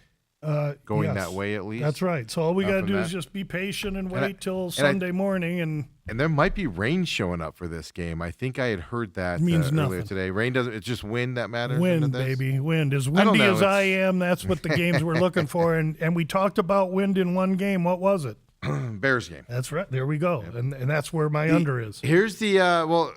What about an indoor team that plays in good weather like Arizona going into the rain? That doesn't worry you at all. That doesn't factor in at all. I get Seattle will Not a play in the lick. rain. Not at all. Okay. If it's Miami, it will, because they're a bunch of cupcakes. I loved how you did that from that perspective. Lots of big games this week, as you talked about that Bears game as well. Buccaneers Patriots. The thing I have a question for you on the Patriots is a lot of people jumping on their bandwagon lately. Right now, it's a 2.5-point spread favors the Buccaneers. Has that line moved at all this week, or was it right in that same area? Because I get the impression from all the morning shows, whatever, everybody's jumping on this Patriots Drake May bandwagon here these last couple weeks. Yeah, Tampa's 2.5, and the look ahead was 2.5. This line hasn't budged So it a hasn't bit. done anything. Okay. But Tampa's pretty dinged up, to be quite honest, and New England's playing relatively healthy, except for Ramondre Stevenson, who's a little dinged up at running back. When I look at this one, the mismatch is Tampa's 15th ranked pass offense, led by Baker Mayfield, who's really good, and they got that wide receiver whose name I will mispronounce. Going up against the 28th ranked pass defense for New England. Yeah. I mean, Baker could have a good day throwing the ball all around the yard. Meanwhile, New England can't run the ball, but Drake May's been good at quarterback, yet they're facing a Tampa defense 5th against the run, 7th against the pass. Yeah. At 2.5, Tampa seems somewhat attractive as well. The New England 6-3 against the spread, yet Tampa +7 in turnover ratio. I have an easy time considering Tampa in this game. Oh, perfect for that type of a game. See, I went into that looking at the Patriots, and you went the opposite on me. I like it. I like that perspective. The other game that I had a big question about coming into this game was Ravens-Vikings. Here, 4.5-point favorite for the Ravens. Obviously, Lamar's back. That offense is doing what it does. Their Ravens defense, I believe, at least on my eye test, has improved. They're not world beaters now, but they weren't as bad as they were to start the season. I don't know if the DVA shows that at all. But J.J. McCarthy with the Vikings just somehow finds a way to win when he's in the game and playing for J.J. McCarthy. And they're 4.5-point dogs. The Vikings are. Tell us about this game. Yeah, and that was 3.5 a week ago. Now 4.5. So we're seeing some Baltimore love. I'm not sure I buy it. Yeah. I'm nervous that they're 3-5 against the spread because they've stunk up the joint, and they do have Lamar back. But Minnesota defense is still pretty strong, 15th, 9th against the run. They plug up Derrick Henry and force Lamar to have to pass. That's the recipe for success for Minnesota. That line, again, went from 3.5 a week ago to 4.5, so they're betting Baltimore, and this game happens to be in Minnesota. Yep. I might have to take a look at Minnesota. Yeah, it's just I don't want to give him any credit, but you have to. J.J. McCarthy doesn't have a great game, and then he's just there at the end winning the game, and it's just this kid has a special it factor to it, at least early on in his career. Minnesota treated him just like they're treating Kyler Murray here in Arizona for a while. So he only had one super. If he has another super game against Baltimore, okay, I might start to believe. Let's see what happens. All right, and then the last game that I have for you here that just really quick to throw at, Colts-Falcons, and I'm asking you about this game. Falcons have just been utter disappointment this year. Quarterback injuries in and out. Kirk Cousins is, Michael Penix is back. Kirk Cousins back on the sideline. But I want to look at this from the Colts' perspective, adding Sauce Gardner from the Jets into this defense going into this week. That's obviously, hopefully, assuming so, it's going to affect that Colts DVOA and that good defense that they've had this year. It will after their bye week, and they go on the bye week after this week. Okay. He won't play this week. Okay. Yeah, I don't see him playing. Why would they jeopardize him when they can Get him out there? Get him on the shelf, and Indy can play the opponent. And well, Atlanta, by the way, this is a Berlin game Yes, as well. Berlin so this at is 6:30. overseas. I should say that as well. Yes. yeah. So while Indy's 7:30 our while it's a time home now. game for Indy, they're traveling just the same as Atlanta. Yes. Defense travels. Indy 6-3 against the spread. Are they due for a clunker? Maybe. Atlanta +4 in turnover ratio. I think that the mismatch here is the offensive line for Indy and the run game against the 24th ranked rushing Falcons defense for Atlanta. Atlanta's pass defense is great, but their rush defense is pretty shoddy. So tough game, a lot of points. If it gets to 7, and it opened at 7 on Sunday after being Really? 6.5 in the look-ahead line, it's still 6.5 everywhere you look right now. We'll see what happens, but if anything, I tend to lean to Atlanta a little bit there to cover the game, maybe not win. Okay, perfect. Yeah, you have more faith in Atlanta than I do. Now, traveling overseas, Berlin's not an easy, like London's an easy flight. Berlin's not an easy flight. It's a couple hours longer, and stuff to that effect. So we'll see. Yeah, remember, when you go to the water cooler and you tell them the game and they laugh the hardest, that's your winner, and Atlanta could easily be one. All right, perfect. Lou, on Thursdays, as always, I appreciate you joining us again, Lou, this week. Thanks for And having me. We'll see you next week on Thursday as well. For everybody, thanks for joining us here as well. Always a spirited time here with everybody. Appreciate it. Really quick here. Robert says, so we should expect to see Caden Slovis after Jonah blows a block or two and gets Brissett hurt. Yes, that's your backup, folks. Caden Slovis, local product here. Bounced around in college as your backup quarterback. And then he says, just a little conjecture. He says conspiracy. But this could be a 3-year plan to move on from Kyler, meaning what the Cardinals are doing. I'll say this. They gave him every opportunity to perform in this offense, and he wasn't able to do it, whatever the reason was. That's why I'm okay moving away from Kyler, because he just hasn't performed this year. Well, what you and Robert think, while I respect, I don't think that has much bearing on what the Cardinals are going to do. So I'll, if you don't mind, Robert, wait and see what the Cardinals do in this situation. Lou, when you're not here, we're an opinion show. We have to throw our opinions out there. I get it, but that's why you have me here so Yes. that I can try and You be bring back us, yeah. I wouldn't say a voice of reason. I would just say maybe an opposing No, view. yeah, no, you bring us back to a reality instead of us being out on that ledge. You kind of pull us back in with the other side. And remember, That's why we love having you. A good handicapper runs 54, 55%. That means 45% of the time I'm wrong. So just understand. So, Lou, appreciate it as always. Everybody else, McCollum on Business coming up at 11. I'll see you then. Of course, YouTube page for this. We'll have the interviews out with Mike Sheehan and Lou also on that page in the interview section. So catch those as well. And we'll see y'all tomorrow, folks. Have a great Thursday night.